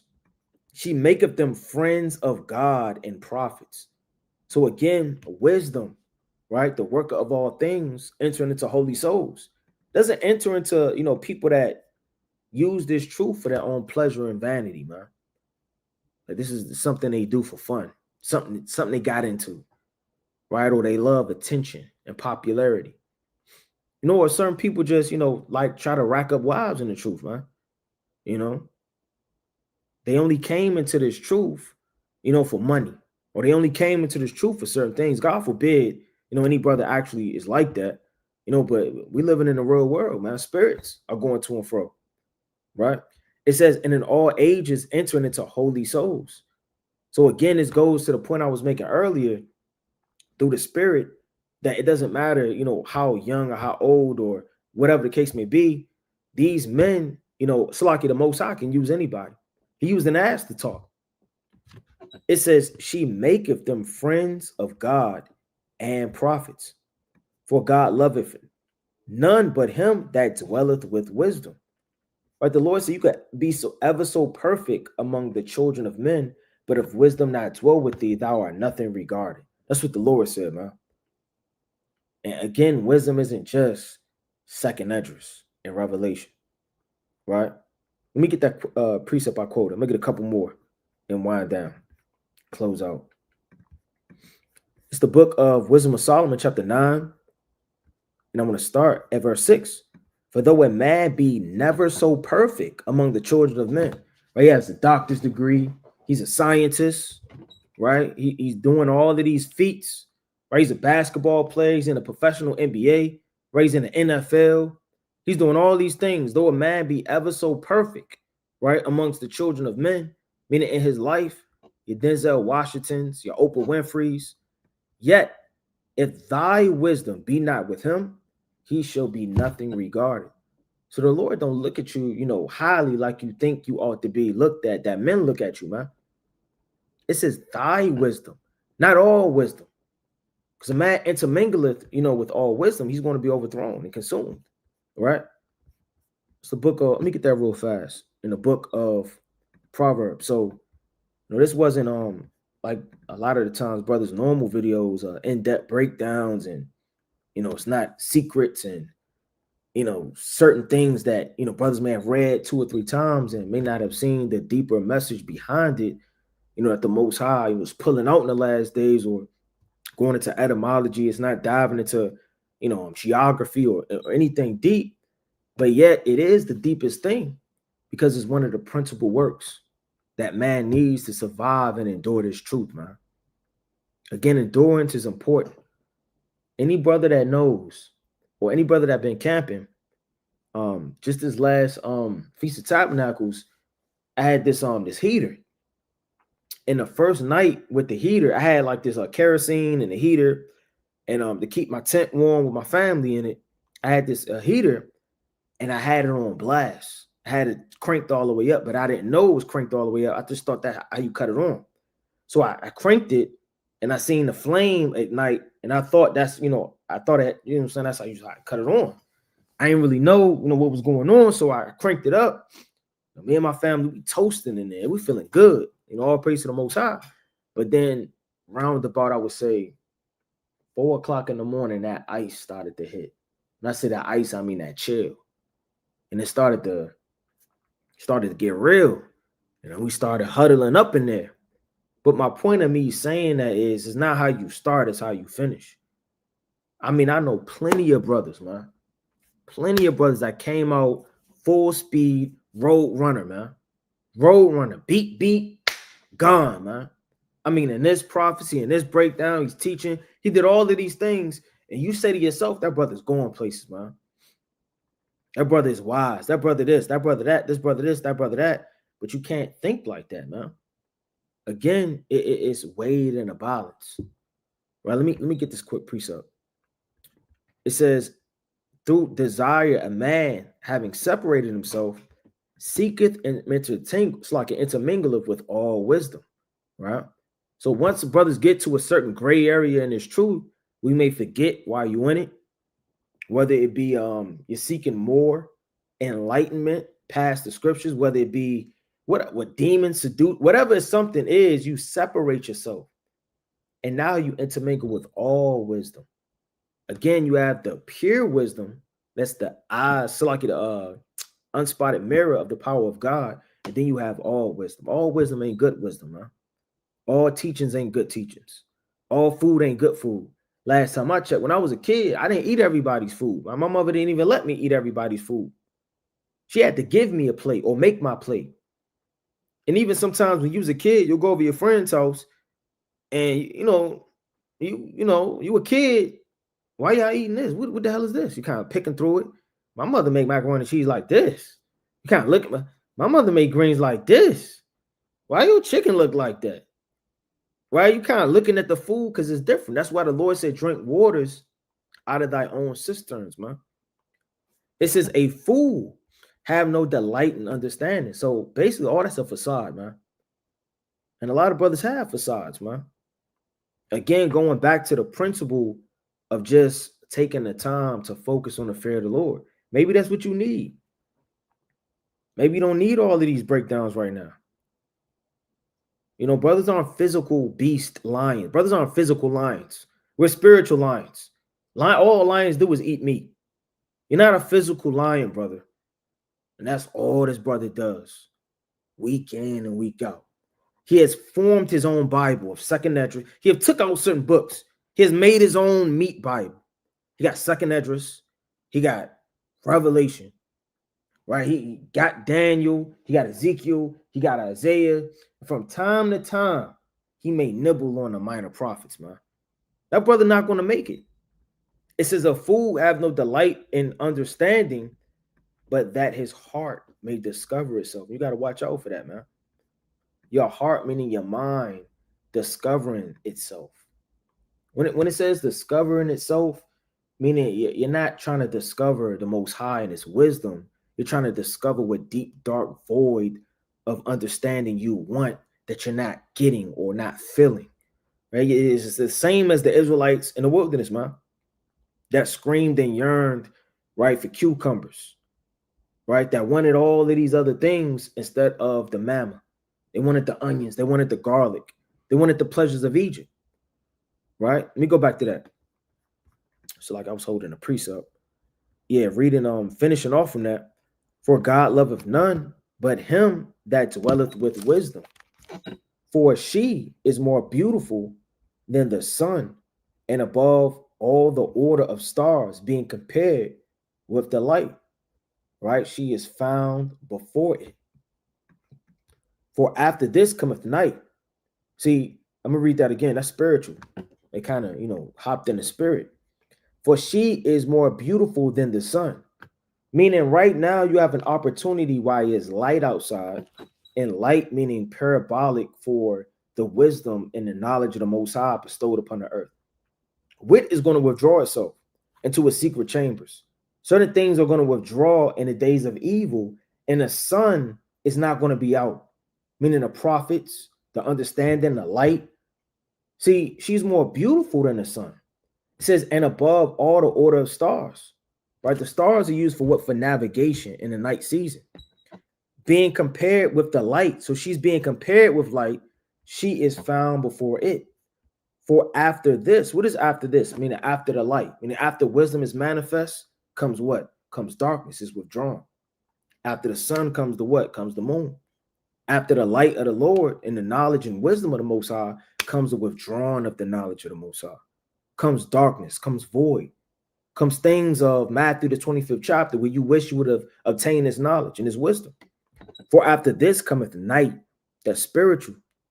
But vice, meaning evil, shall not prevail against wisdom. So no matter how dark it gets, no matter what brothers go through, what brothers deal with through the spirit, the Lord is saying, but vice, which is evil, shall not prevail against wisdom. Meaning this wisdom that descended from above is going to be pushed to the test of time. Like the elders that rule well. They fought many battles on the street corners, spiritually, man. And this wisdom stood up. The evil that men brought, the doctrines that men brought, the evilness and wicked doctrines that men brought couldn't stand before wisdom. And again, that's the wisdom, like the elder was bringing out, being sincere, that's going to have you to be over that finish line. I ask those questions, to gain experience, from, certain brothers and or elders that try to figure this thing out. Because a lot of the times you may, be fully occupied in your own mind and what you think, but that's why you need another witness. That's why you need help. That's why you need counselors. So like the elder said, and like the scriptures say, right, shall not prevail against wisdom, because if it's of the Most High, you are predestined for this truth. So in the last days, Most High willing, brothers don't entertain. I'm gonna get probably one more point, and I'm about to close out. Brothers don't entertain gossip, man, and folly in Israel. And I want to put a precept on that, because you'll be destroyed right along, with the madness. Let me get this quick precept. It's the book of Romans, chapter 1, and I'm going to start at verse. This whole thing is crazy, but I'm going to start at verse number 32. Who, knowing the judgment of God. So certain people know the judgment of God. They know if you commit adultery, you'll be murdered. They know if you take a life, by that same man, his life will have to be taken. They know the certain judgments of certain things. You steal, you got to replace, right? Fourfold. You got to dive into the law. So people know the judgments of the law. People know the judgments of the Most High. People know that the Most High is the King of terrors. It says that they which commit such things are worthy of death. Meaning these men, right, from this chapter, right, that have committed such treacherous, wicked crimes, right, know the judgment, but they did it anyway, man. They consulted in it anyway. They dove in it anyway. They played with the waters, right? And that be a lot of brothers in Israel, man. You know you're not supposed to be doing certain things, but you do it anyway. You entertain it. Certain brothers, I ain't do it, but I didn't do it. That I didn't do it. That I didn't do it spirit is folly. It is unbecoming of integrity. It says that they which commit such things are worthy of death. This is the point. Not only do the same, but have pleasure in them that do them. So you got certain men that have pleasure in people doing wickedness. And that could be Israel, right? Here you are, you watching this camp do this, and you watching this man fight this man, and you watching, you cheering on your favorite guy, you cheering on your favorite teacher, and everybody's fighting, and it's all commotion, and you're getting off on it, man. You're a partaker. It says, but have pleasure in them that do it. Certain people have pleasure in it, man. You see a fight breaking off, what does Jake do? He whip out his phone. You have pleasure in evil. You think the Most High is not going to judge you? The Lord said, these 6 things do I hate, man. Right? Them that sow discord against brethren, a proud or haughty look. There's certain things the Lord hates. What do you think that man that's associated, tapped in, he's going to be judged too? So again, this call, the Most High willing we could do a part 2, was really to get back to square one, to take advice from principal teachers as well as elders to get ourselves, back on track, for, the people that do watch this to obtain, the first works that we were set forth the beginning. Sometimes we need a reminder, a wake-up call. It says not only to do the same, but have pleasure in them that do it. Let me get this 2 closing precepts. All right, let me get these 2 closing precepts through the Spirit. So like it just escaped my mind. Okay, all praise to the Most High. Revelation chapter 2. And I'm going to start at verse 4. Nevertheless, I have somewhat against thee, because thou hast left thy first love. Right? So the Lord is saying, for certain men that have left their first love, what's your first love? This truth, Yahweh, in the name of his son, Yahweh Shah. This is your first love. I mean, what else is your first love? It's damn sure ain't talking about when he's 14, 13 years old, 15 years old, 20 years old. It's not talking about when you got married physically. And I finally got married. It's not talking about that, man. Your first love is something that you can't compare to anything on this earth, man. It says somewhat against thee, because thou hast left thy first love. See how spiritual it is? It says thy first. When you love many things, you love your children, you love your wife. Some people love, I don't know, their hobbies. You love many things. What's the first thing you loved from the foundation of the earth? Right? 1 John 1:1. This truth. Lord said that which was from the beginning, which we have heard. Let me get that real fast in 1 John. Let me get this quick precept. This is 1 John chapter 1 and verse 1. that which was from the beginning, which we have heard. So way before this lot in this life, you've heard this truth. It just got rekindled. It got brought back up. That fervency, that thought process, that wisdom descended and woke you back up through the Spirit. That which was from the beginning, which we have heard, which we have seen with our eyes. Certain brothers have witnessed the miracles of Yahweh Shai. You've been fed by the Yahweh Shai, man.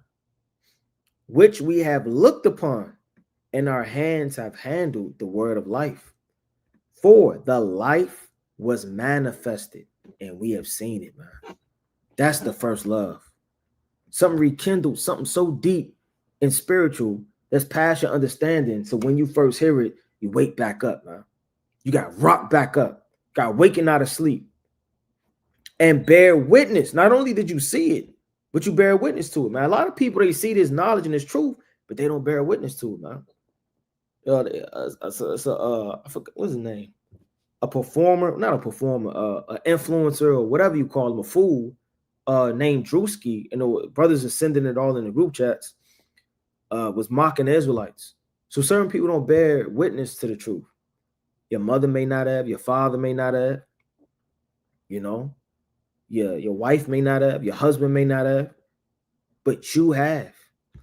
And shewed unto you that eternal life, which was in the Father and was manifest to us. So it was manifest, man. The Lord said in the book of 2 John, not to keep, going crazy. We get this last precept, then I'm going to go to the closing precepts. 2 John 1, and I want to start at verse, so I can bear with me, 2. It says, for the truth's sake, which dwelleth in us and shall be with us forever.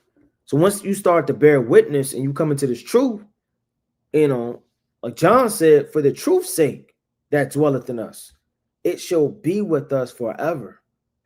Forever. So when you left your first love, you're not supposed to. You need to be reunited, rekindled. Because the Lord said it should be with thee forever. The Lord said in the book of Sirach that if wisdom be in you, it shall never leave you.